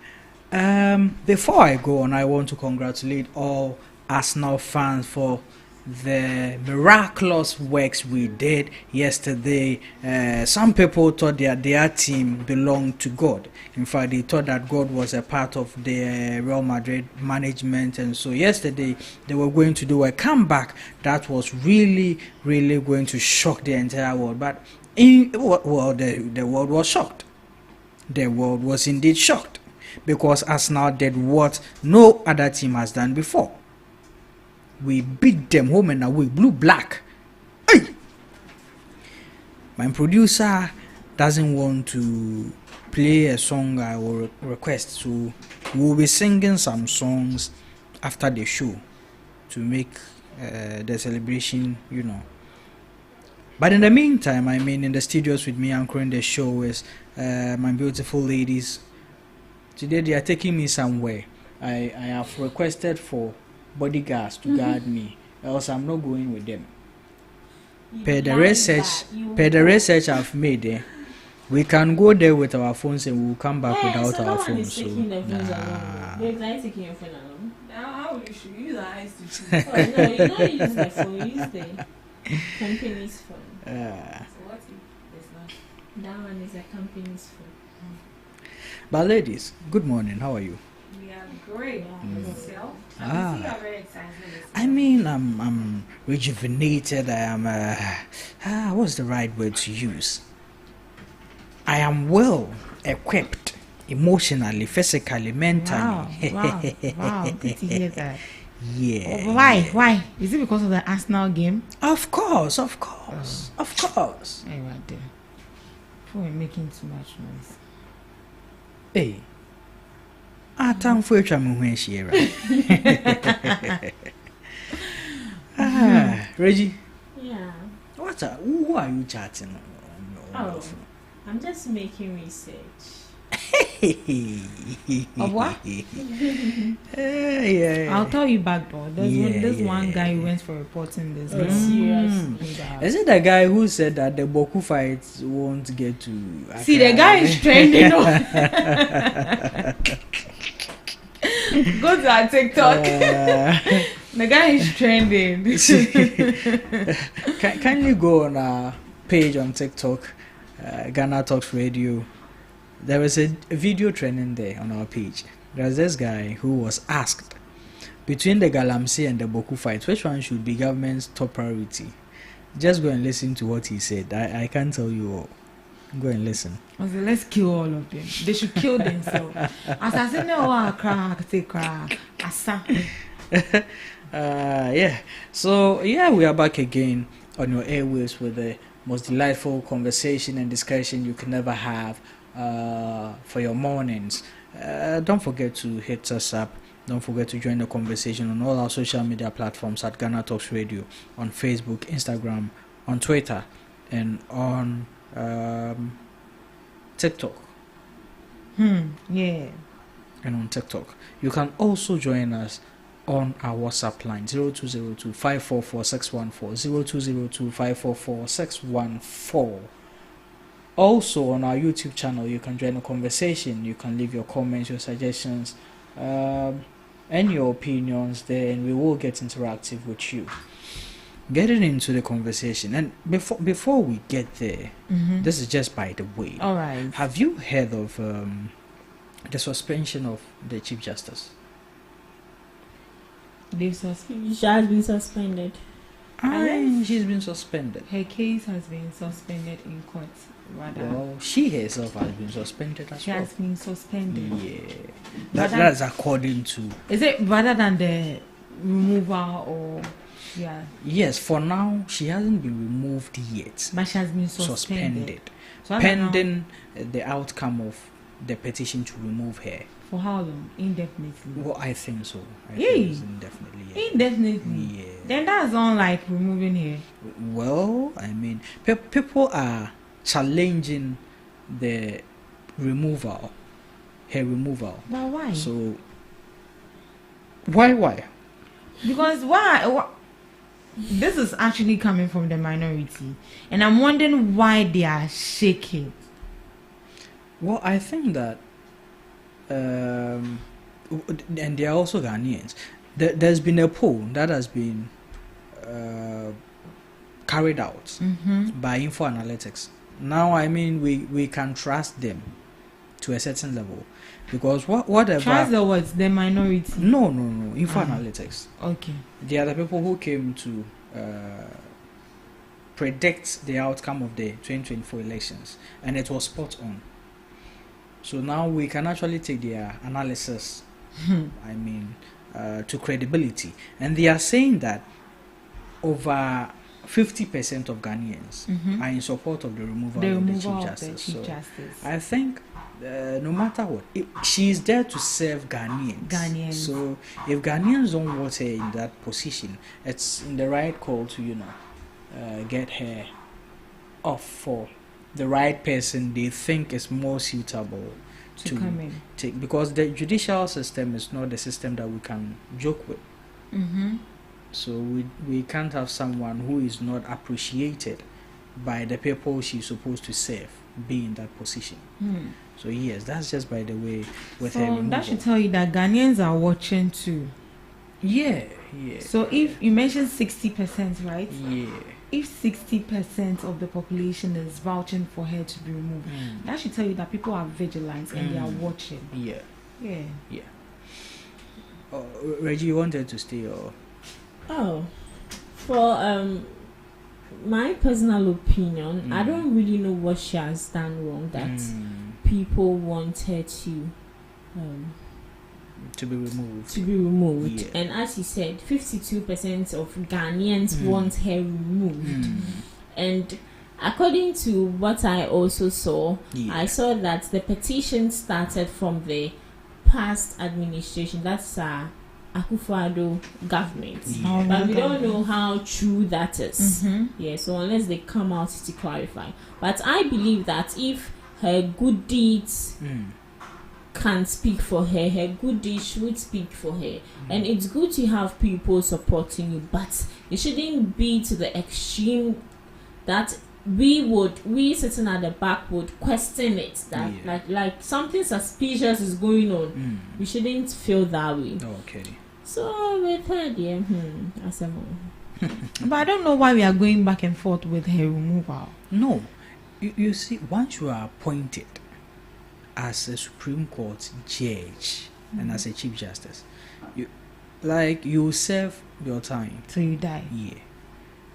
So you can't just be removed unless it is by petition. Maybe she's also thinking about her reputation too. Her? Maybe she's probably thinking about her reputation too. Because how will you write in your portfolio in your books that when you were appointed as the Chief Justice, you were petitioned to be removed? Like, how would you feel about that? Well, I mean, I think that goes with a saying by Regina that if her good deeds can speak for her, then she will be justified. But if not, I mean, but what are her good deeds in the first place? But so far, we haven't really heard. Me, I've not heard. I think it was just yesterday that she came out to say that something of a judicial system has been open to the public. Yeah. That's the only thing. That's what she came to say. Yeah. Wow. So she said that before she got suspended. Wow. Well, no official communication has been made yet, but so far, I mean, Ghana will do. Things will first be said in the airwaves before it officially comes to us to hear. So yeah, she's been suspended. That's the rumors in town. Wow. Yeah. Have I mentioned that Arsenal won last night? You said it like 100 times. Oh. I think you even greeted me with Arsenal has won. Oh, yes, Arsenal won. Okay, let's move on to some other news in that. So what's up? What's trending? Trending? Yeah. Okay. We're not trending news. Oh, trending. The only trending is the Obiam Ponsa. Yeah, the Obiam Ponsa video. Which you've not watched. Have you watched it? I've not watched the video. Well, I asked that you send me the link. I watched it. You did? I think he used Napo for 2 hours. And it was funny. The guy is very intelligent. Yeah. That's creativity. Very, very, very creative. Very creative. Oh, you. I feel left out. Very creative. Right? I feel left out. His expressions and all that. Oh, Charlie, the guy is good. And you know what I like about the whole situation? I like how Napo didn't take it to heart. Yeah. How he's come out to even he even said thank you. Yeah. He even said thank you. He says that he's looking for Obi so that they share the revenue. And people have taken it out of context. Very serious. Yeah. That's Ghana for you. Ghana no say omudwa na obeye bia no ase enye omofe na pona no omudwa na to what the anti no ase obeka bia he said he will not stand for the vice president. Now why didn't we? Yeah, so like we mentioned earlier, people are vouching for Kennedy Japan. So you think if they are voting for Ken for what? The vice or to stand as president. To stand as president or vice president. In place of Napo. Or in place of Baumia. No, I don't know in place of anyone, but on the poster it's written 2028 for Ken as president. So they want him to lead as their flag bearer. Yeah, but do you think he's a viable candidate for? I don't want to say something. No. I mean, it's a he is democracy. not. Why? He's not a valuable person to come out and lead Ghanaians, especially. Looking at his past utterances, I don't think he's qualified to do that. Threatening people on live television, giving the mandate to people out there to beat someone. Yeah, to beat someone. No, a leader shouldn't do that. Saying all kind of unscrupulous comments. No, it's not right. So he's not a leader and he's not fit for one. Okay. Well, that's Regina's opinion. I wouldn't go and vote for somebody like that. Personally, no offense, don't come for me. Okay. That's just by the way. Well, let's get into the discussions right away. Yesterday we realized something, that the government has launched the CODES program. This is part of the NDC's policies in their manifesto, that they were going to launch a CODES program to drive digital transformation. And this program was intended to create jobs and employment for people. So yesterday they launched it. They mentioned that they've gotten over 9,000 applications. Is it 9,000 or 19? I'm coming. Let me get that. All right. Somewhere here, because I thought I saw 90,000. Oh, 90. Yeah, Wow. 90,000. Yes, it's 90,000. Wow. Yeah. Well, then I think that's in the right direction. So he added that the first cohort of 560 trainees had already started training in Accra, Kumasi, Sunyani, and Bolgatanga. According to him, more than 90,000 applications were received within the first 48 hours after the program was announced. So people are that eager to undergo the training. But I'm more than 90,000. So probably you could get to 10,000 within 48 hours, right after the program was being announced. More than 90,000, and it will get to 10,000. Probably, if they say it's more than 90,000, then that will be ultimately 10,000. Because that's that was within 100,000 or 10,000. 100,000, sorry. Forgive me. So 100,000. Yeah. So if he's saying it's more than, so probably maybe by now, who knows, it's 100,000. Sure. But within 48 hours is shocking. I mean, that should tell you how eager people are to get their hands on something. Especially here lies the case that digital marketing is paying a lot. And if I have to undergo a training to enhance my skills, why not? You would take the opportunity. But does it come with a fee? Or it's free? I think it's free. It's free. They are teaching you to do something, you want money. Or the people for the training. For the training. They are training you for free. Or it's not for free. They didn't mention. That's actually what she is asking. That's what I'm asking. We haven't heard I thought you any are fee. asking if they'll pay. No. If the training you are undergoing, will you pay for it before you be trained? Well, I didn't see that in the article I read. Oh, okay. Yeah. But what do you think are some of the benefits from this initiative, this policy being launched? Well, I think it's going to create jobs for the youth. Okay. Whereas we use digital marketing, people are using social media and then other platforms such as Canva to create content, graphic designing and all of that to create content. Once you have a laptop, data and then electricity, you can literally make money out there. So I think it's going to benefit people to improve on their skills, improve on themselves. It's going to generate revenue for the government because they'll be paying taxes and those taxes will be going to the government. So I think it's going to benefit the youth. Okay. All right. So when it comes to CODES, or what they can contribute. I have a few out here. So they can contribute significantly to a country's economic, technological, and social well-being by fostering innovation, creating jobs, improving communication, and enhancing overall digital literacy. So with the job creation, coders are in high demand across various industries, creating numerous job opportunities in software development, web design, other tech-related fields. And when we talk about the increased economic growth, coding skills enable the creation of innovative products and services, which can lead to increased productivity, exports, and overall economic growth. Okay. And also we have the global competitiveness.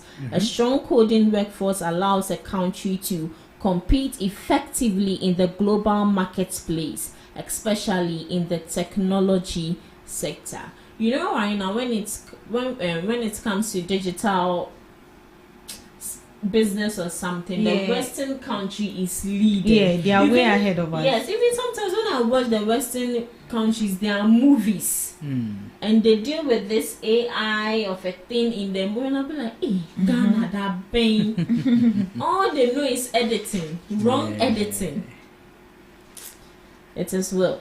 So I think this is going to even help people from seeking for jobs to creating their own jobs. Because here lies the case: if you go for this training, you can learn website development. Okay. What now? Creating websites takes like 4,000 to 3,000, if I'm not mistaken. Exactly. And here lies the case: you are not asking someone to give you a job. You've branded yourself in the comfort of your home. You can be anywhere at all and create website. All you need is the domain and then the necessary things that you need to pay for. So with this, you don't have to go and look for a job outside. You tend to create the job for yourself. Yes, I think it's going to benefit the youth a lot. And like she said, the Western world is ahead of us, way ahead of us. When you go to China, you see kids in classroom and they are coding.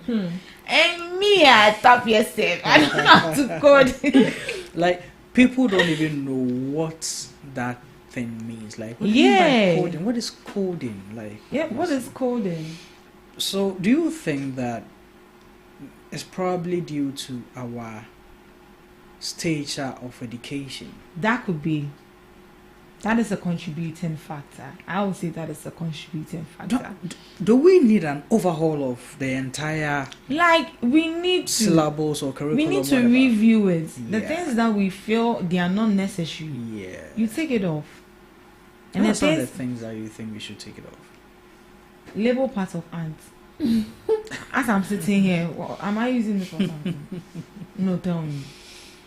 Well, I think they took irony out of the syllables, which I don't agree with them. I mean, why should you take morality out of education? Out of education. Like something that guides you in every aspect of your life. You can be anywhere in the society, in the workplace. All these morals are actually guidelines that help you to make decisions in your workplace, even at church or anywhere you find yourself. And then you take it out. I was very angry when I found out that I was like, these people too. The one that you should be taking out, no, you are not taking it out. Which ones were you expecting them to do? I can't remember. Is it a PE? Sometimes the way they worry us to do PE, they have to put extra clothes in your bag. Yeah, exactly. That one alone was a load for me. No. Seriously, you want to contradict your own ways, because I can't remember, is it this week or last week on the morning review show? What did I say? You're asking me, what did you say? Remind me. You wanted PE to be included, to make it a compulsory subject. Okay. I think the sports minister. I think that one has to do with sports. Yeah. PE is not sports. PE, physical education. So what is it? Is what? What they taught me is what they teach you? What is and they let us do exercise, jump, raise your hands, and do that. Please, your co-host. Well, it all falls under sporting activities, exercising. See, it was like they were disturbing me. Seriously. And if you don't send your PE attire, you are being. They'll lash you. I remember. They'll lash you. I think the problem was that the PE teachers felt that they were being looked down on. I say, PWBM bukra. Yeah, true. But growing up, I've realized that it was one of the most important subjects we should have taken very seriously. The PE. Yes, physical education. Like today, look at how much people are paying to go to the gym and all that. But if we had taken it seriously, there are so many things that we wouldn't even do to get out of shape in the first place. Yeah. Or even if we feel like we are getting out of shape, we know we can do this to keep ourselves balanced. But people never took these PE classes very seriously. We're like, oh, PE, dear. We took it as a leisure time. People play around and all of that. We took it as a leisure but time. here lies the case: you go for PE early in the morning, come back to class and you are tired. Well, I never experienced PE early in the morning. It was always in the morning. No, I think mine was around 12, 1 thereabout. Yeah, in a Scotchy sun. Yeah, mine was after second break. Ours was in the morning. We were going for first and second break. In the morning, right after the first subject, that's around 9 o'clock. And you start. You come to class, people are sleeping, like they are tired. And you know, so it was like a big worry for me. Experience body aches and all that. So for me, it was a PE was a bad experience for me back in school. For you? Yeah, for me, because it was like, oh, hammy. Oh, how? Oh. It's like if you don't jump well to do, use the cane to hit your leg. Another pain on pain. Okay, so Omari asks about what coding is. Yes. So coding, also known as programming, is the process of writing instructions that a computer can understand and execute to perform specific tasks. Wow. It involves using programming languages to create software, applications, and other digital products. Essentially, coding is how humans communicate with computers, allowing them to control and interact with digital systems. Wow. So that's coding. Yeah. Okay. So how do I put it? I'm looking for the right word.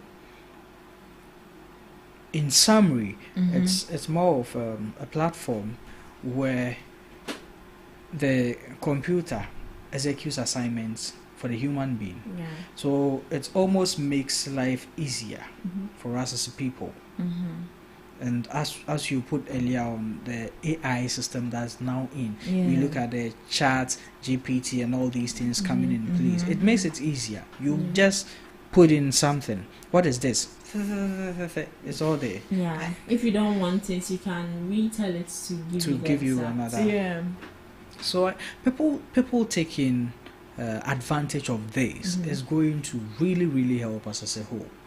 I know not all of us will be interested in these things, but even if you wouldn't use it as a career path, just learn it. It will help you along the line. It will help you along the line. Coding is, you go to China, Korea, Japan, and these are done by KG students. Yes. KG students, they do these things, and so man, so we have to like introduce that at the early stage of our education. When you see, there are things that we should be teaching these kids in school.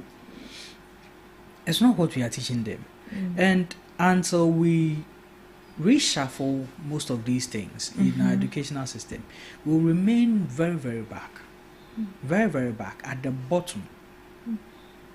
At the very bottom of the ladder of development, because our KG and onim coding obedu tertiary no now wa be sound say they no nim exactly. But this is how over 90,000 people, right? Yeah, 90,000. I can bet on my life that about 60,000 of them are people who have completed tertiary. Oh yeah. Who have applied. So we tertiary and onim anything about coding. Look at where we are. Right. Look at where we are as a country. So it's a good thing. It's a good initiative or policy by the government to introduce to us as a people. I will encourage everyone listening to us to get involved, partake in this. I mean, There be a soon, and I near Juman. I said, Juman so bad, we feel reluctant to, but I am impressed by the numbers. Yeah. Over 90,000 applying in 48 hours. So, if we should look at in a week, we are going to get about, 1 million people. And they were targeting about 2 million people for this coding thing. Yeah. Right? So and now they have almost 100,000. We will definitely click that number or probably even exceed that number of expectation. So kudos to government for launching the coding program. Yeah. And then he also mentioned that the government intends to set up training centers in all 261 districts through existing community information centers. So they are planning on setting up centers to help train these people. Wow. Yeah, I think that will help. It means that you don't have to travel all the way to a particular place to get this training center, so you can have your education or training. Yeah. So I think that one is also a good cause. Bringing the training center right into your homes automatically, would help. Yeah. I think how this government is tackling most of these policies in a decentralized manner is very great. Now, with that being said, I will encourage the assemblies. Government is decentralizing this. He wants every district to have their own learning centers. Okay, so in every district, they have a district assembly, right? Yeah. So you, the assembly, also get involved with your townships. Maybe the chiefs or the assemblymen. We crowd with the chiefs in film. The assemblymen there. You also call onto them.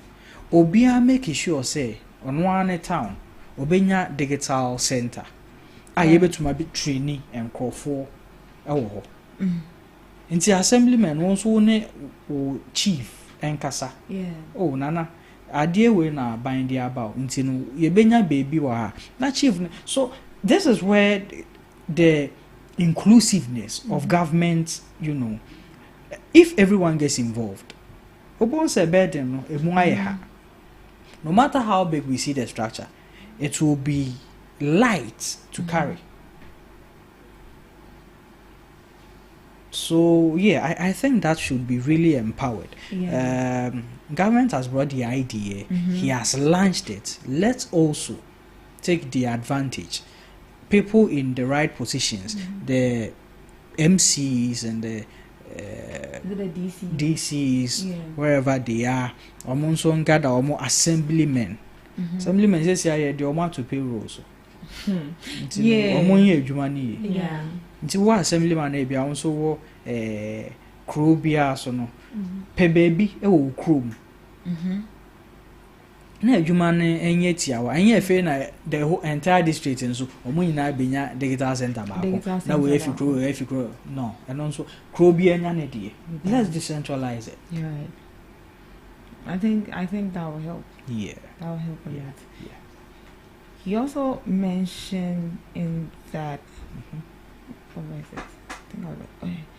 he said the program will be accessible to people from all backgrounds, including women, rural dwellers, and persons with disability. Wow. Yeah, I think it will be a great advantage for people with disability. Especially because assuming you are stuck at one place and then you have this skill, it doesn't necessarily mean that you move from places to places. You can be in your house and then work remotely. And there are some kind of jobs that they assume is for just males. When it comes to this technical stuff like coding they all buy the old demand on you. But for the fact that they've opened the door for everyone from any background at all, people with disability, even if you're in the village and you're interested, you can still come for this training. It's open for women as well. I think that's a good call coming from the president. No, okay. So that's equality. Yeah, and as you mentioned, I mean, women should take advantage of this. I know a lady. I don't know. Probably she might be listening to us this morning. She always listens to us. She's called Abigail. She's the administrator for KFK restaurants. And she's HR consultant under an HR firm. I've forgotten the firm's name. She mostly listens to us, and she's a very good programmer. She does this Canvas thing and all that. Oh, nice. Yeah, recently she showed me a work she's done with Canvas, and I was surprised. I was like, hey, really? Oh,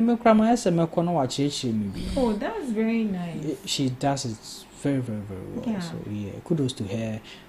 Women empowerment. I mean, she's done well. I think more women should take advantage of this, get involved, and it will help. It will help. Because I feel that the room has been given to these women, but I feel that their mentality also counts. Okay. Even though that's what men can do, women can do better. These people have their perception that some jobs are too tedious or not designed for them. Okay. Yeah. So even though the government have brought this initiative up for women to also indulge themselves in, how much more are the women? How are they willing, or are they willing to indulge themselves or partake in this activity? Okay. Well, if there's one thing I've come to realize, you see, we have the Gen X, Is it X or Y? Gen. No, we have the Y. We have the millennials and then the Gen Zs.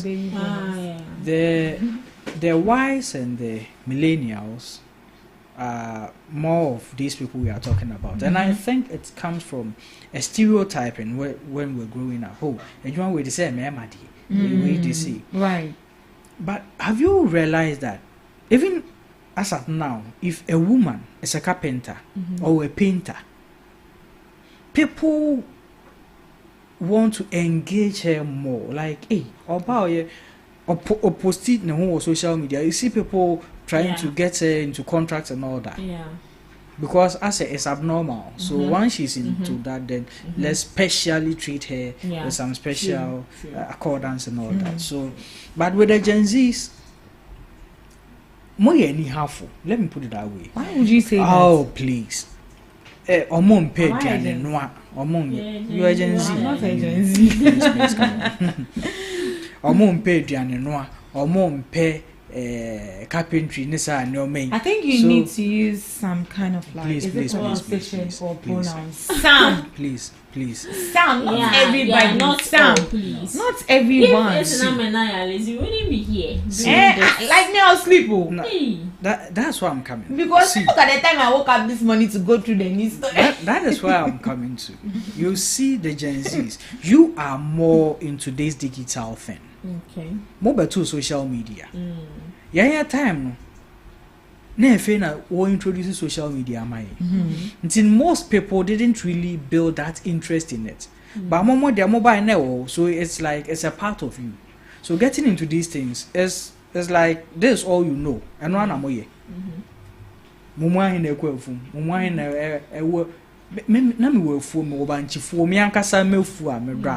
but it's not our fault that like. Yes, I get you. That's why I'm saying that. Momo dear no like so the Gen Zs are, and so it's a good thing. This coding thing, you guys, it's in your lane. It's in your lane. Yeah. What do you mean by it's in our lane? Does that mean the millennials also can't take up advantage and take advantage of it and learn as well? That's what I'm saying. What I'm saying is that you see Reggie said something that how willing are they to take advantage of it? And I'm saying that most people, advantageous something comes with interest. You people don't even need that interest to go into this because you were born into it. This is all you know. Introduce your mind. So until you pick interest in it, you won't take the opportunity in it. I don't know if you are getting me. So definitely the Gen Zs are going to take advantage of this. That reminds me of a statement my lecturer made. It was like, you, this Gen Z, you are in an era that you don't need to feel. Yeah. Because we have everything at our disposal and then at our advantage. When it comes to academics, you have AI to help you write your project work and all of that. You So I have think I research. agree with you. Google is there to help you with researching most time. Just Back a then, library. Yeah, the thing you have to go. Hey, you you have to walk long miles. So it's become something. You people don't like researching. Really? We like it. The number of hours are metinasi at the account and so opa yemfa 2 people, one from a millennial, one from the Gen Z, Right. for a general task. And with this one, people think I'm a good journal, like me to make sure it's because I read a lot. I read a lot. Yeah. I don't know meaning. But do you know my best journal? One. Papa Kwesi. Which one? My manager, Papa. Okay. Look at how Papa can write. Give him a topic about something. He can write it very well. Papa is not a Gen Z. But he read, like, this was what we were introduced to. And we have the tools to write. Momo dear, you don't really have. Momo dear say, oh, okay, my bisa AI. What mommy says, me edit me. Then it ends there. That's it. So it's easier for you. Yeah. You barely crack your brains, and that's not in the wrong way. Yeah. You barely crack your brains to get things done. Yeah. The end is that.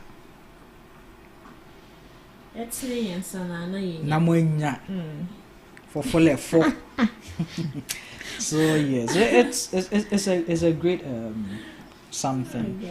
It's a great something for the youth to take advantage of. But my problem is coming up with this training. How are we going to sustain it so that people can also, those that are yet to be born, can also, join the trend? Because one thing we lack as Ghanaians is maintenance culture. Okay. We want the thing to break down for us to see that I like as sacred before we are in a hurry to come and fix it. But immediately we see that this thing is going this way and then it's not going to help us. We don't want to work towards it. Like we don't want to be enthusiastic about it. We want to wait for it to see that it's even when you see our locality, like local things, just common petty things. Yeah. That's how I think. So how are you going to sustain this training that's long-term sustainability? Well, I don't think with this one is really going to be a problem. Do you know why I think so? Why? As you said, those who are yet to be born to come and also enjoy it and all that. It falls back to my earlier submission with the Gen Zs. This is all you people know. And it's your life. You are coming to live it all. I don't know if you are getting me. Yeah. It's something that you people I don't know crowded Right. I don't know beto ye I buy advance na mamo. Buy no na mo share wo YouTube ni ade money amadeda. Is I buy the bamboo doorsteps. Yeah. So it's going to because everything you are doing now, you do it with these things. So it's always going to be there for you. So it's a tradition. More much, I don't know the gen whatever is coming. Gen beta. I think it's gen beta or gen alpha. I don't know. Okay, so with the long-term sustainability, I also think that it should be introduced in our education. Okay. In like our in classrooms and stuff. especially in our classrooms. I think that will help too. Okay. If growing up you're already in school and you're learning about it shouldn't be difficult for you when you come out of school and then you need to improve and the more. interest would be there compared to as at now. As at now, all grown and you won't have to start afresh. Okay. I think that's good. That's very good. All right. So, any more contributions to this particular topic, or we move on to the next one? I don't think. Okay. So, all that we will say is that take advantage of this advantageous opportunity wherever you are. Get involved. The MMDCs and the DCs, wherever you are, to please help make this weight a lightful one for government and your people. In that you also gather your assembly folks. Try and decentralize it yourselves from the district to the townships. assemblies should also get in touch with their chiefs, set up a center for every town that people can, it can have 2 sessions, morning and evening. So people who are interested, you register them. Hey, we be training them every 2 months or more. First batch be register 2 months. Movie or more. Second batch almost one more really. And you can do it like morning and evening. Only a bit more by morning or more by evening for Abba. There's something that we should treat it with like some urgency. Young fun to say, yeah, dear, better. Send a year free education, year far, E11 year, dear, compulsory by force, who wait here. Sana when see every Oh my. Yeah, so yeah, I mean, it will help. It will go a long way, creating jobs and equipping us. The skill market now, that's what it needs. Yeah. If you are being employed and you add to them that my skill, I am good with canvas, I'm good with this, I'm good with that. Employer no crying energy. Yeah, okay. It's a plus. Yeah, fair na yeah call contract you be so my graphic designs my idea. You will be able to easily. Why would department chrome here be you can do it yourself. Yeah. So yeah, it's a great thing. Moving on to the next topic is that minority demands action against KMA boss over flogging threat. This issue is funny and controversial. Very. The new mayor of Kumasi has put out a strong warning. They are saying it's a threat. It's a threat. Is it a threat? No, I'm just hitting on what he said. That he wants Kumasi to become the cleanest city in Ghana and probably in Africa. And so he is putting some measures in places. There are places that people are selling, the vendors have occupied, which is not supposed to be so. Yeah. There are cattle who are just roaming around. People are complaining that they cause a lot of accidents in town. They are destroying people's farms and people's livelihoods, Obi owa ne bibi oye obon say ne ntwia begusu yigi no ma say no. Baby e wo say car fa na nkrofo asisi o mapata o mo ton ne o ma wachi ne gobefo yi o so mo bo ayen ye kodi bida but and also nche say no ntime ma yenya baby na ntemfa. All these things, the mayor is like, no, we need to bring discipline back to our city. Where people are not supposed to be, we shouldn't let people be there. Oma kan ye pamo omo ye de ano kan no omo ko no omo aba no omo ko no omo aba nti sesi ade o se wakra emfia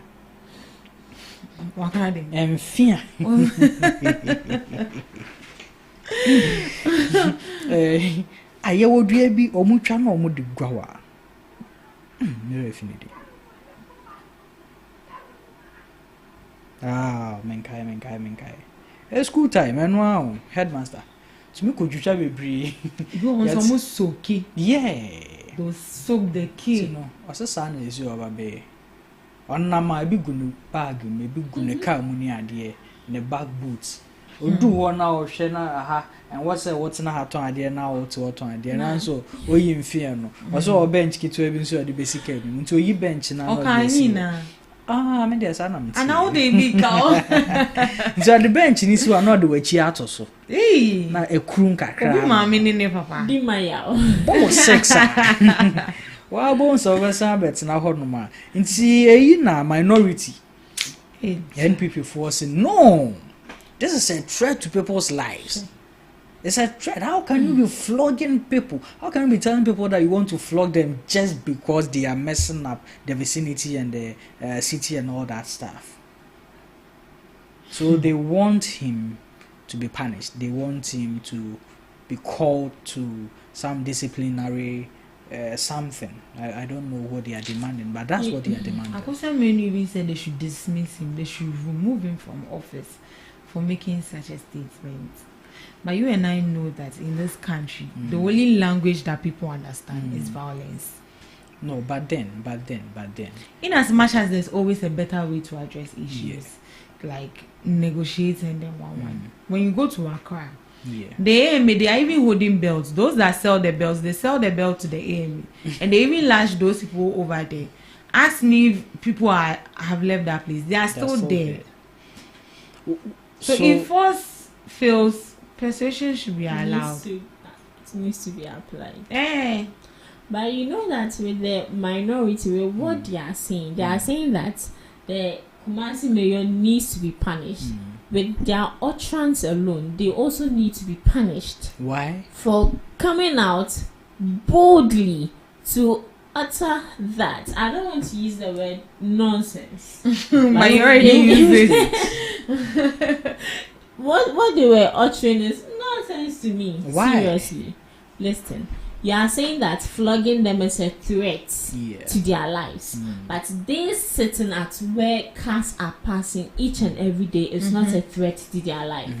You see, in the morning, I was saying that it's high time we start raising as human beings.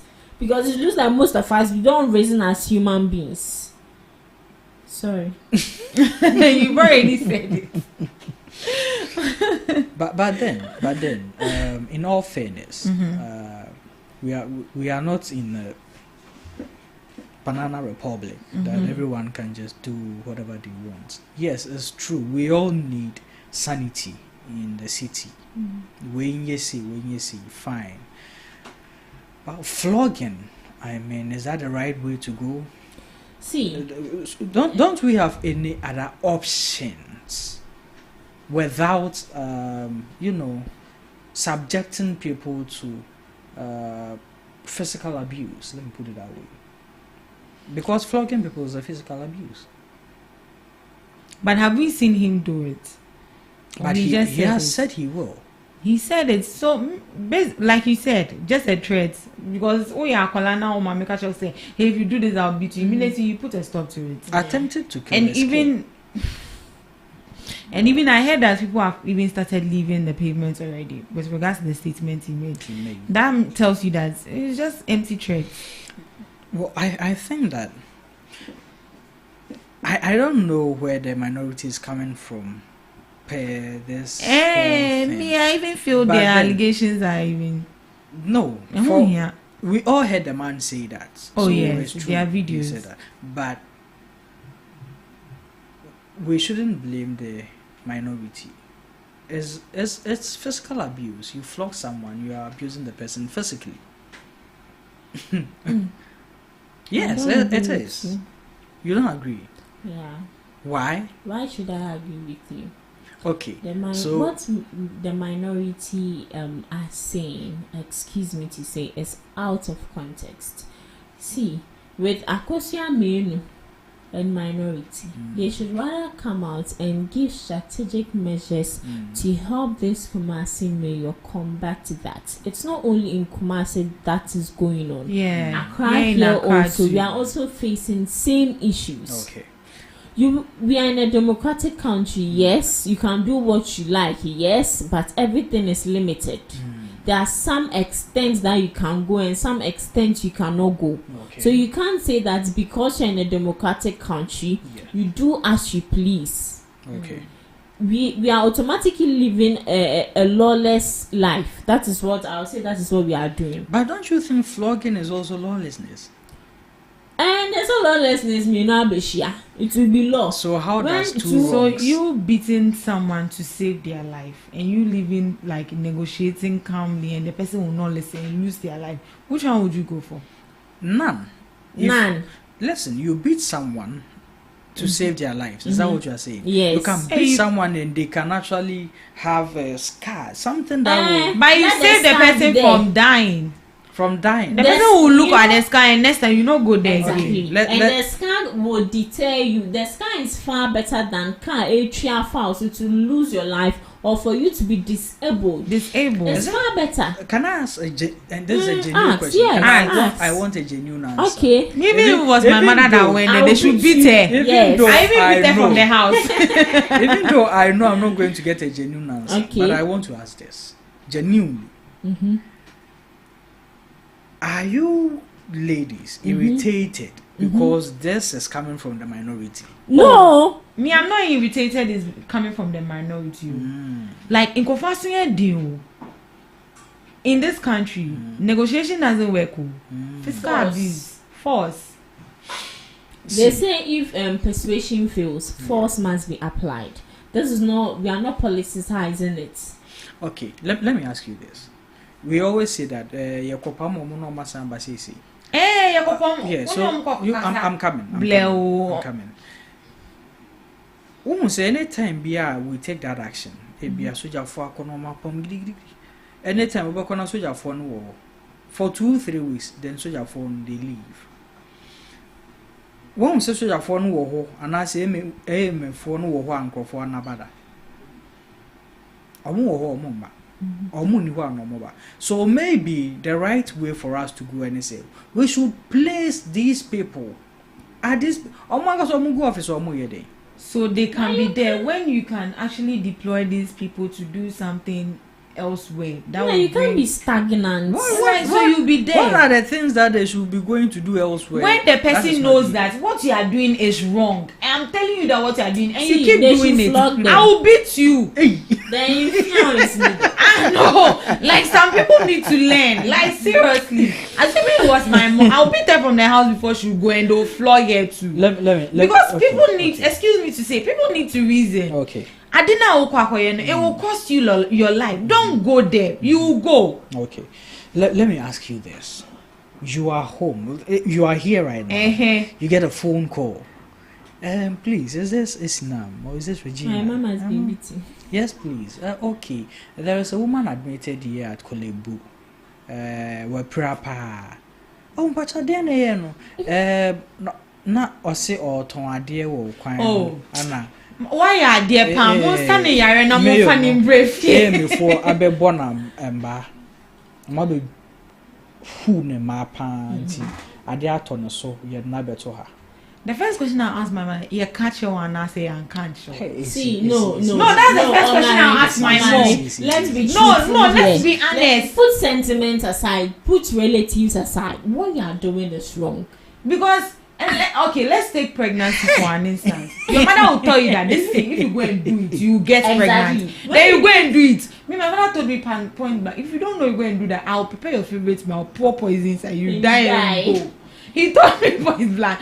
So why day will you go and do it? Exactly. You self, you even be ashamed to tell me that what they asked you not to do, you went to do it and then they flogged you. Hey, Ghana. When you say no, so you are telling me that you need to learn. Flogged. I'll be like, ma, okay, then. Hey. Next time, I'm call you. Me self, have you seen that thing that they ask you not to go somewhere and then you go, then something bad will happen. You come and then you think your mom will defend you and your mom will beat you on top. What about that one too? See, we are all condemning what the people are doing. Occupying places they are not supposed to occupy in town. We are condemning it, and it's in the right way. It is in the same way we can also condemn if we are fighting it in the wrong way. How? Let's be honest. Flogging is not the best way to go about it. But where has calm negotiation led us to as a country? Let's even use... Oh no, answer me. Where has calm negotiation led us to? Where we are in a system that we see negotiation as like, it's not regarded. Okay, I'm coming.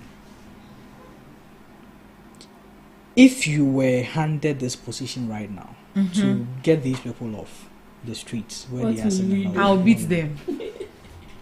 I'll beat them. So and even if I cannot beat them physically, me could malam ho do beat them. You would so ni nana. Who beat them? Have you eaten this one? People are stubborn. Have you eaten? I'm not eating, but when I saw this thing, I was bored. I was like, someone is trying to save your life. When he said they should remove that person, I agree for the fact that what he said wasn't good. Fine. Okay. So you agree with that? I agree with that. But my question is, where has calm negotiation? Agrees. I don't agree. My question is, it's a good thing. Until I see the person in action. So if you see the person in action, how are you going to feel? I'm gonna say, you should beat them. People are stubborn. For Reggie, you still think that because he said the right thing. Places that you and I we need to pass. Now kopim obinyama. Iya obey iya generation ina. Now obebun no if you are now saying peace. Why not? I'll go for that. And yes, I'm for violence. So my people are stubborn. You need to save people.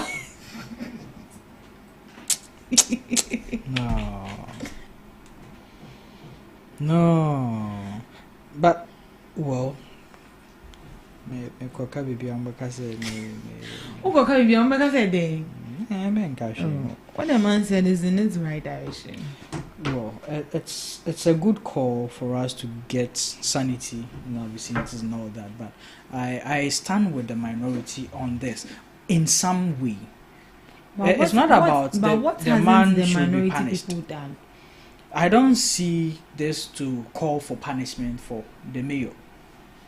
I see them to rather offer a much better suggestion to him. Okay, Mayor, we understand you. We know what you want to do to get this city clean. But please, flogging people is not in the right way. Maybe do it this way, that way. Have you seen him flogging anybody? Oh, I haven't. My thing is, he said it out of empty threats. Here is the case. He says if he's with his boy, if you are lucky and he's working alone, or better or not with him. But if you are not lucky and he's with his boys and you are there, they will be. But the question is, have you seen it in action? If you've seen it in action, that is when they can come out and say that. No. Because anybody can say anything. For that one, I don't agree. We don't need to wait for him to do it before we condemn it. He has said that is what he's going to do. Why do we cheer people on when they say they are going to do something good? When they say they are going to do something good? Yes. When Mahama said he was going to scrap the e-levy and all that, weren't we all happy? Had he scrapped it then? He hadn't, but we were happy. So it's the same way. If he says he's going to flog them and it's not good, we don't have to wait for him to do it before we say, no, what you did is not good. He has said he's going to do it. We need to, right from the onset, condemn it. Because it's physical abuse. Yeah, I'm listening. With Accra, when you get to Accra, there are some people called Abaye. Yeah. You know that these Abaye people, they actually do flog these people sometimes and take their goods away from them. The Abaye people are the AMA people. So why has no one come out to say something about this? No one has come out to say something about what the Abaye are doing, taking the goods of the people and also at times flogging them. If nobody has said anything about it, doesn't mean what they are also doing is right. And so what makes the difference from what the mayor is saying? What makes it and different? Those people, they are even beating. You can see them, they are beating, and this one is just worse, and people are shouting. Please, let's not encourage some of these things. We are not encouraging but it. But Omari, you and I, sitting here this morning, facing each other, you will testify to the fact that humans are very difficult to deal with. One of the difficult things to do in this world is dealing with and if persuasion fails, with you ladies, right? And if persuasion fails, force must be applied. See, I always say that drastic measures calls for drastic actions. Okay. If you need to go ruthless, you need to go ruthless. Okay. You sat here in that same seat and said that they need to bring. Please, they should to kill. Yes. And what about that one?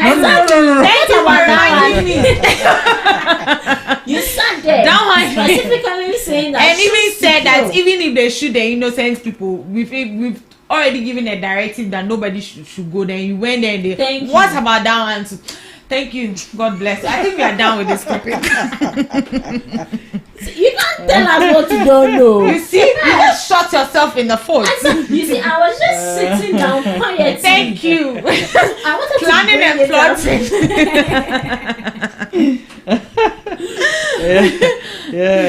Which one is more harsh? The one that you lose your life and the one that you get big scar. And when you look at it, you remember that you sold on the pavement and then they flogged you. I'm coming. Which one is better? Since you don't come again. I will come. Since you brought this comparison, let's look at the effects of Galamsey. Okay.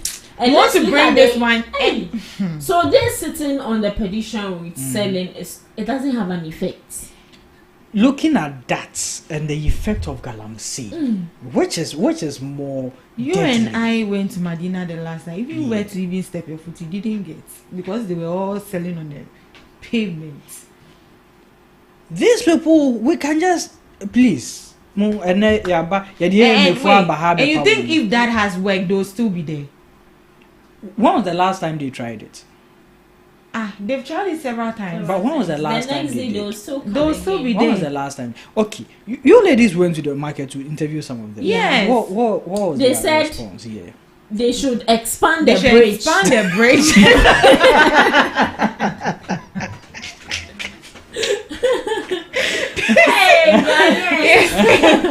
They should come and expand the Kaneshi Bridge. Government should come and break it down and redo it, because honestly, that day I was so scared. Shaky. The bridge was shaky. It was shaky. I said, okay. I said, hurry up and let's leave this place. I'll not come and die because of this. They said they should extend the bridge so that they'll get more space to sell, so that people can also pass. That's what they said. You see, government made renovation or bridge. And do you know the most surprising? That should tell you that they are not willing to live. Do you know the most surprising? They know that where they are selling is wrong. They even admitted it. They said, "Oh, we know where we are selling is wrong." But most of us are single. What has single mother got to do with bridge? They are in survival mode. That will cost your life. Looking at that bridge can collapse at any time. Even one person's weight can collapse that bridge. But that bridge. What even annoyed me the most was that someone left her things when we went to announce to the other sellers that that day was a once you know what really I felt bad. The way my heart came in. Esina was ready to fight. Hey, today I won't follow you ladies. You go. That people, if you go and do that thing with them. Oh, this one will be. I'll take off my watch, maybe my shoe power.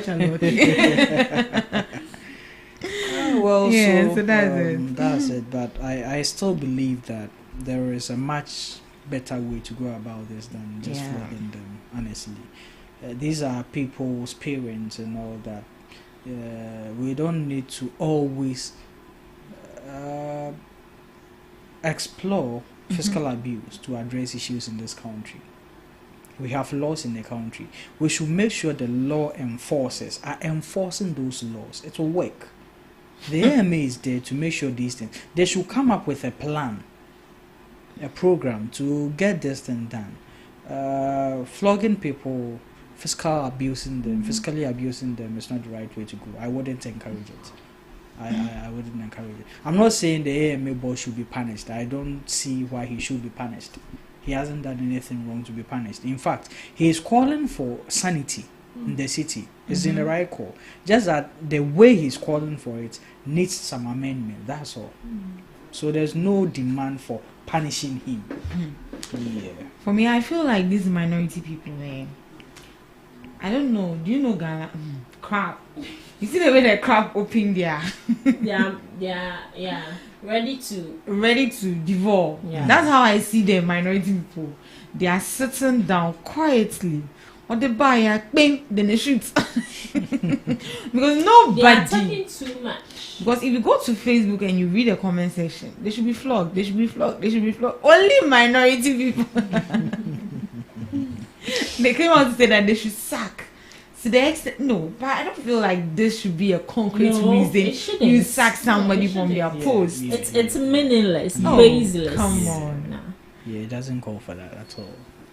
So, and it means minority in parliament should also be sacked, because what they did to Ghanaians, they need to be sacked. What did they do to Ghanaians? A lot. Mention 5. Let's move on. Mention 5. You just mention 5. I want to hear 5. 5. E-levy. Betting tax.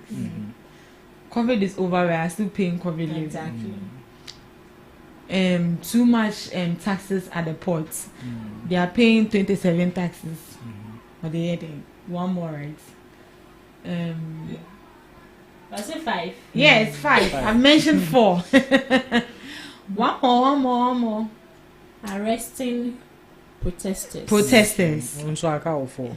Hey. No, we are sisters, so we are sharing. We said it. One of us saw more no much. Okay. ECG, they spend the ECG money. Yeah, the containers are missing. The women farmer. I'm helping her like the way she helped me. Too. Okay. I can't say. The containers are missing. Where is our granny lady? And help us again. Oh, sanitation minister. We saw money. Cecilia Dapa. No, if I move away. If I want to say, it's not part under their administration that it happened. In fact, the CJT is part. Taxpayers Sika. The CJ. The private jet, the president bath inside. Yes. Down his part. He took his bath on top of her head. Yeah. Oh yes. Okay. So that's just by the way. Moving on to the next topic. It says that Minerals Commission to introduce a 9-year limit on prospecting licenses. The Minerals Commission of Ghana is set to introduce 9-year what? Limit on prospecting license. Yeah. So this is in regards to our mining activities in Ghana. Yeah. You see, before you go to mine, they give you a license for prospecting and all. So once they give it to you, so far I think there is no limit on this license. You can just use it. So now the Minerals Commission is saying that in a way to curb the deterioration of our lands and all, they are going to place a limit on these licenses to 9 years. So right after 9 years, your license is going to expire, and then. But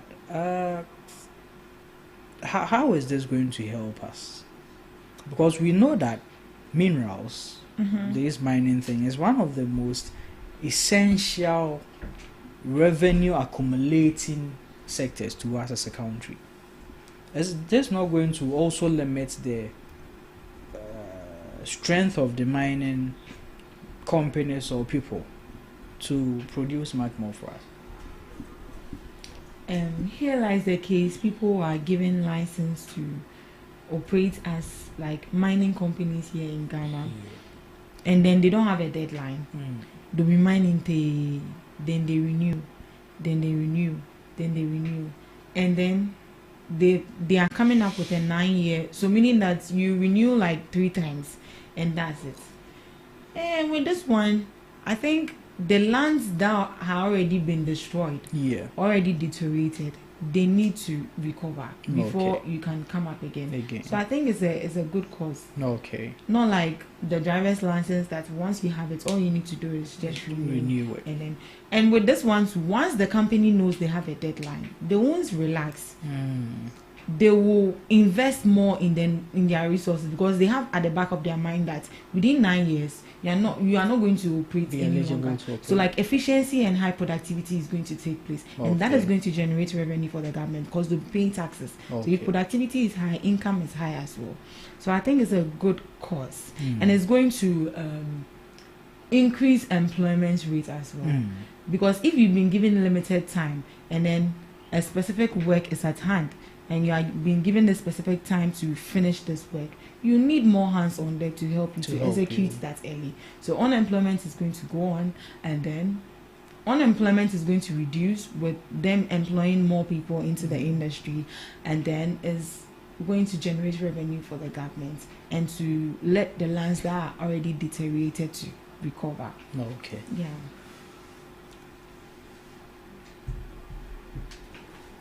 Right. I'm back to my own. You mean 9 years? Explain. Hey, do you know how much they pay for this license? And you are saying 9 years also. Is it that expensive? Yes, very expensive. Very expensive. Because you can imagine the money they are getting out of these mining thing. It's expensive. But then you mining also if you hit the right concession spots, just out of one production, you can make all your profits. Okay. So I have some few measures that could help combat illegal mining in regards to the 9-year limit on prospecting licenses in Ghana's mining sector. So I asked, would this really help? So first of all, reduce speculation. By limiting the duration of prospecting licenses, the Minerals Commission can prevent speculators from holding on to licenses without actively exploring or mining, thereby reducing the likelihood of licensing being exploited for illegal activities. But let's ask ourselves, how would that really help? You know, people can be really stubborn and they will still find ways and means to make sure that they get this license. And also we need to ask ourselves, the officers or the officials in the Minerals Commission, how can we trust them? Can we really trust these people? And who is seeing to the day in and day activities of this giving out of licenses? You know, sometimes someone can just tip you, oh, they, mommy, 12 years, 20 years, any BBC. How would we know that this is not going on in the Minerals Commission? So moving on, increased accountability. The 9-year limit would ensure that license holders are held accountable for their activities and progress, promoting transparency and responsible mining practices. I feel that if strategic and key measures are put in place to make sure that these people are held accountable for their actions, for their mining activities throughout, and they are also transparent, they would make sure that they are mining legally. They are doing what they are supposed to do on the land and nothing else, nothing less. All right, so let me read from the article. But Reggie, are you done with your? Yeah, you let him. I'll continue. So he says we are the only country in Africa that does not have a limit to the number of times you can hold a prospective license. The only African country. So that when people come in and they want to mine, that's like a forever thing. Without even thinking about the dangers. Do you know how long Newmans has been in Ghana? This Ashanti gold people cry. Look at how long. So we have done a review of the law. So we are likely to restrict it to 9 years. We intend to do 333. What do I mean by that? We are given the initial term of 3 years. You renew for another 3 years, and then second renewal and no more. So the rationale behind the prospective license is to ensure that people work, you use it or you lose it. He stated, reinforcing the need for active engagement in the mining sector. So as I said, you have been given 9 years. It's either you make good use of it or you lose it, and right after that 9 years you are gone. You are out of the system.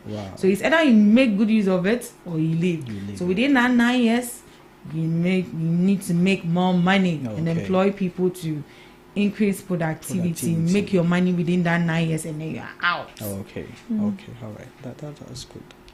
So that's that.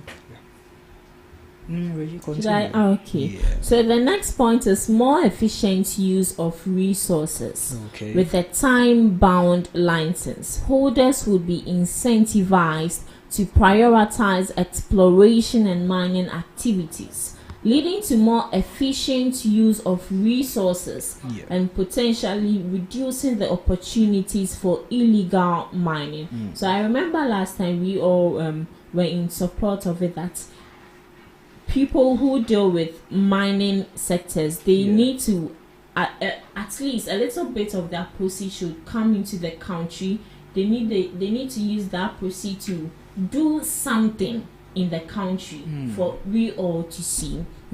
And lastly is enhanced monitoring and enforcement. The Minerals Commission can more effectively monitor and enforce compliance with regulations, as license holders will be working within a defined time frame. So it's not only about just giving out the license, but they also need to make sure that they go on each site to regulate and see to it that they are doing the exact thing they are doing. They are supposed to do. Okay. These are some very great points from Regina. We thank you for these knowledgeable measures that you have highlighted onto us. But it seems that we are still luxuriating this mining thing. People have been calling for a ban on the entire mining scheme for some time because of how it keeps and we are now even adding some more additives to it. And licensing licensing for people who are willing to mine in a proper way, just like the way you mentioned the Ashanti Gold and the Newmont. So those people, they are mining well. What is wrong is them mining into the water bodies, and that is affecting us. And the chemicals they use, the water bodies, because I don't believe anybody will be affected if it's just the land. But for them to, the effect wouldn't be more if it's just the land. But in the water bodies, that is where the high effect comes in. But with the land too, it affects us in a way because most of these lands are farmlands. We can use them. But with the water bodies, it's more. I wouldn't be surprised very soon. They will tell us to leave Ghana. They are coming to use Ghana land to do mining. They say that those in Boko should do what? They should kill them. And use the land for farming because the land in Accra is finished. That man is a very interesting man. People actually agree with him. When I saw it, I was like, Obi Papa.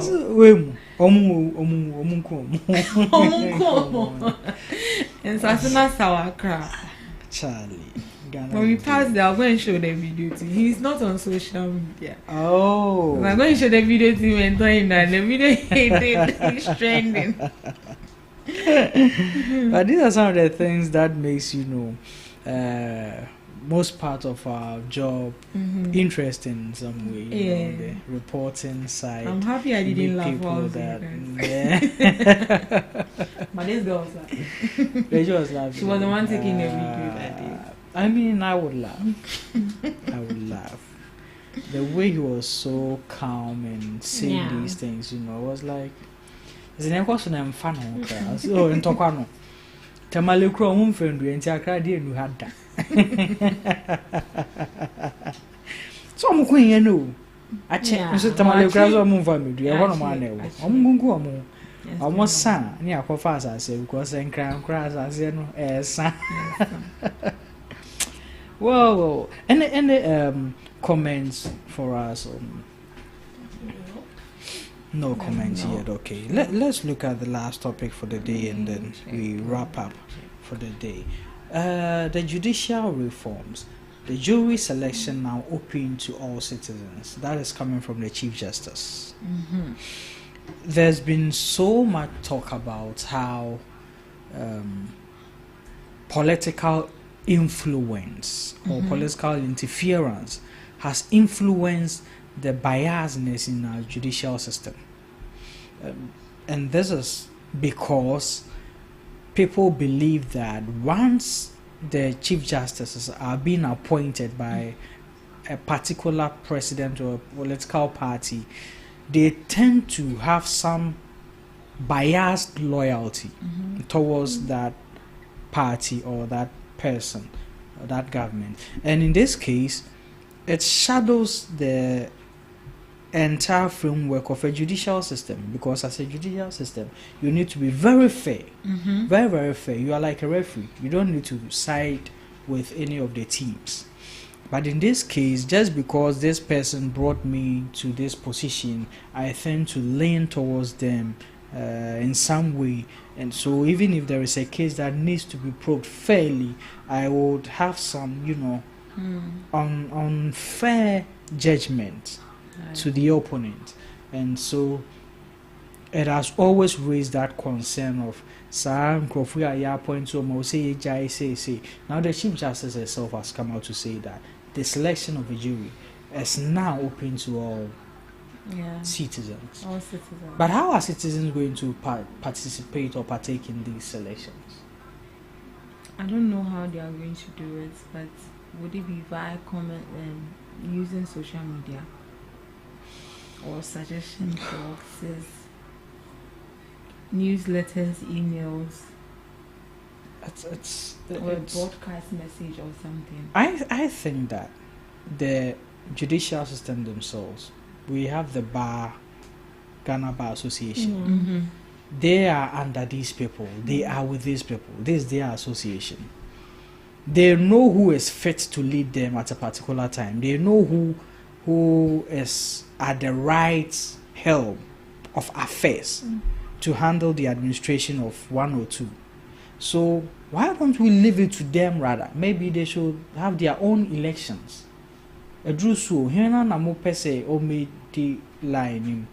Maybe at a particular time we will have about 3 people who are competent for this position, but then we need one. So let's choose, let's decide ourselves. So for instance, if let's say GhanaTalks Radio is the Bar Association. Oh, say here obia yes say you.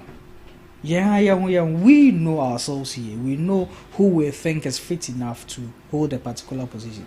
But if you say it's open to the citizens, how are the citizens going to partake in the selection? Yeah, how is communication even going to take place? Probably a poll will be created. A poll for the selection of but how is it going to be effective? In this our country, people manipulate everything. Yeah. The call for it to be given to people, because we are the people saved by these people, so we should know who we want to serve us. Exactly. Just like we do with the presidential elections and all that. So it's a good call. But then, how do we participate in it? Or it should be a physical something, like how, as you said, presidents are being elected. A day would be set aside for us to go and vote for them. Well, that wouldn't also be a bad idea. But I mean, in this case, how many people really know about these judges and all? Yeah, true. Most people don't even know who the Chief Justice is. They don't even know who is a Chief Justice. Exactly. So I think the right call is to leave it to the judicial framework, the lawmakers themselves, the lawyers, the judges in the country. Because if you say citizens, that's the whole public. I'm trying to see how they are going to do it, but I'm not getting it. It wasn't mentioned in the article. In the article. Yeah. But does the article have a story to read us? Give us the story so that we can see. So the Chief Justice of Ghana, Her Ladyship Gertrude Saki Tokodu, has announced the expansion of the country's jury selection process to include all eligible citizens as part of efforts to improve the speed and quality of criminal justice delivery. The announcement was made during the official opening of the 2025 section of the Criminal Assets by the Judicial Service on Tuesday, April 16, 2025. The move marks a significant step towards addressing delays in the jurisdiction of criminal cases across the country. Okay. As we open assets today, we have expanded the jury list to include all citizens qualified by law. Okay. Including many individuals in the private sector, Chief Justice Tokonu stated. Over time, steps will be taken to further the pool from which juries will be selected. It is our expectation that The time citizens engage in jury meetings not being insufficient will change. The Chief Justice emphasized that this initiative is a result of a broader reform agenda aimed at making the judiciary more efficient and results-oriented. She commended the efforts of a dedicated team that developed and promoted the reforms through social media and stakeholder engagement across national and regional platforms. Social media, stakeholder engagement and regional platforms. Okay, so I think the article has given us much more in depth into this. So it's talking about the jury. Yeah. Now, who is a jury? The jury will have comprises of the lawyers, the judges. I think the police officers are also part of the jury. I stand to be corrected. Well, I know Reggie will find out for us. But then the jury, as put, and she said that the qualified citizens. So we now get it. It's not going to be open to like just anybody at all. It's going to be selective people who qualified jury. So that means lawyers. No, well, a jury. Do you know that when you go to, have you ever been to the courtroom before? Yeah, I've been to the courtroom. Okay, before. So you see the lawyer and the judge. Why, Reggie? Why? What I said was wrong. Entirely wrong. Very, very wrong. You see the judge, the lawyer, and then we have the jury. And the jury is people. They are okay. Just a jury is a group of ordinary citizens selected to hear evidence in a legal trial and make a decision, usually about whether a person is guilty or not guilty in a criminal case. Okay, so they are ordinary citizens. Okay, but not the judges and the lawyers. So mostly after the presentation of the lawyer's submission, the judge will then refer to the jury what they make of the submissions. Okay. So the jury will then present what they made of it for the judge to also decide with his judgment. Do they have any qualification or anybody at all is qualified? They don't really have a specific qualification to become a jury. But they are selective people. I think you should be sound-minded and all that. And they said the jury must be unbiased and not connected to the case in any way. That's more or less like a neutral body. So I think that's it, and it will help. It will help. So we need to pay attention to these things. These are the things that makes the entire body work solidly. But I say, but it looks like the jury is the one who gives the last verdict of an issue. See, if the jury says no, way default. So it means judge no for to maka, but still a judge na and so be can't see we are. But once it happens that way, mostly, and this is the thing, mostly the decision of the jury is not made public. It's only presented to the judge. Okay. So the judge then decides what to do with the jury's decision. Mostly it's not made public, but sometimes right in the courtroom, the jury will say, we think this person is so and so. Right. So and the jury works in percent. Yamfa so mwe nipa 10, nipa 6 betuma ka say come away 4 betuma ka say come away. Okay. Then it will be left with the They have power. Yeah, they have a lot of power. A lot. Were you about to say something? Yeah, I was about to say the duties of a jury. So they says listening to all the evidence. Jerry, like Tom and Jerry. Jury. Jury. They listen to all the evidence presented in court. Secondly, they follow the judge's instructions on the law. And thirdly, they discuss the case in private. Lastly, deliver a verdict based solely on facts and law, not emotions or outside opinions. Exactly. So yes, the jury has a lot Then to it say. means you can also become a jury. Oh yes, yes. You can be chosen to be. Oh, definitely. They won't work for free. I haven't really heard of a payment structure for juries before. Not maybe salary by allowance. Probably, maybe something to. If let's say we bring a jury here, definitely we can compensate them with a free lunch. And talking about that, Charlie, Easter is coming tomorrow. Yeah. Yeah, Easter. Now we're going to Easter Friday. Hey, you know Easter Friday? That's when people go to the beach, and yeah, the Kwawudi Neyan and Grofusha you. I think the celebration ends also Saturday, Sunday, Monday. Yeah. Wow. So that's why I post people were like, someone was like, hey, people are already in Kwewu. Hey, I'm sure. Hey. Has Jesus even got to the tomb yet? It wasn't last week. I was going for lectures. One lady was preaching in church. You say condom crash or hey. But it could be true. Hey, you can whole of Kwewu. You can get to Kwewu right now and you won't get condom. And even where to sleep would be a problem. Oh, for that one, yeah, for that one. I don't know sign in February. Yeah. Hey. Oh, yes. Hey. Kwewu Easter, a sign in February.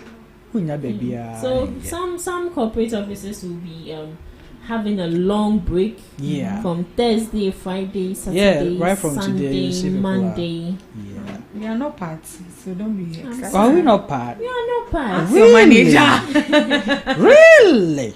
We'll mark attendance tomorrow. Okay, so yeah, this is where we'll be drawing the curtains for today's show. I know you've learnt a lot. The discussion has been interesting as always. We'll be coming your way. As the lady said, we are not parts. Debia Oberso TV no radio no the so yeah train so yeah be train holidays ye bay take good care of yourself. Don't drink and drive.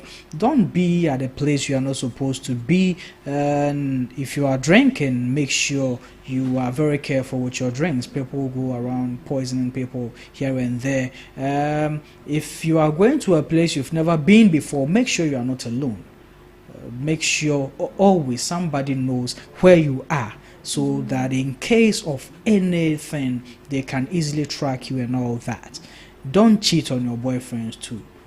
For the boyfriends, it's Jesus something. So out of sadness, you can have someone to console you. But for the women, stay true to your men. Don't go anywhere for any consolation. The women, yes. Yeah, that one there. So.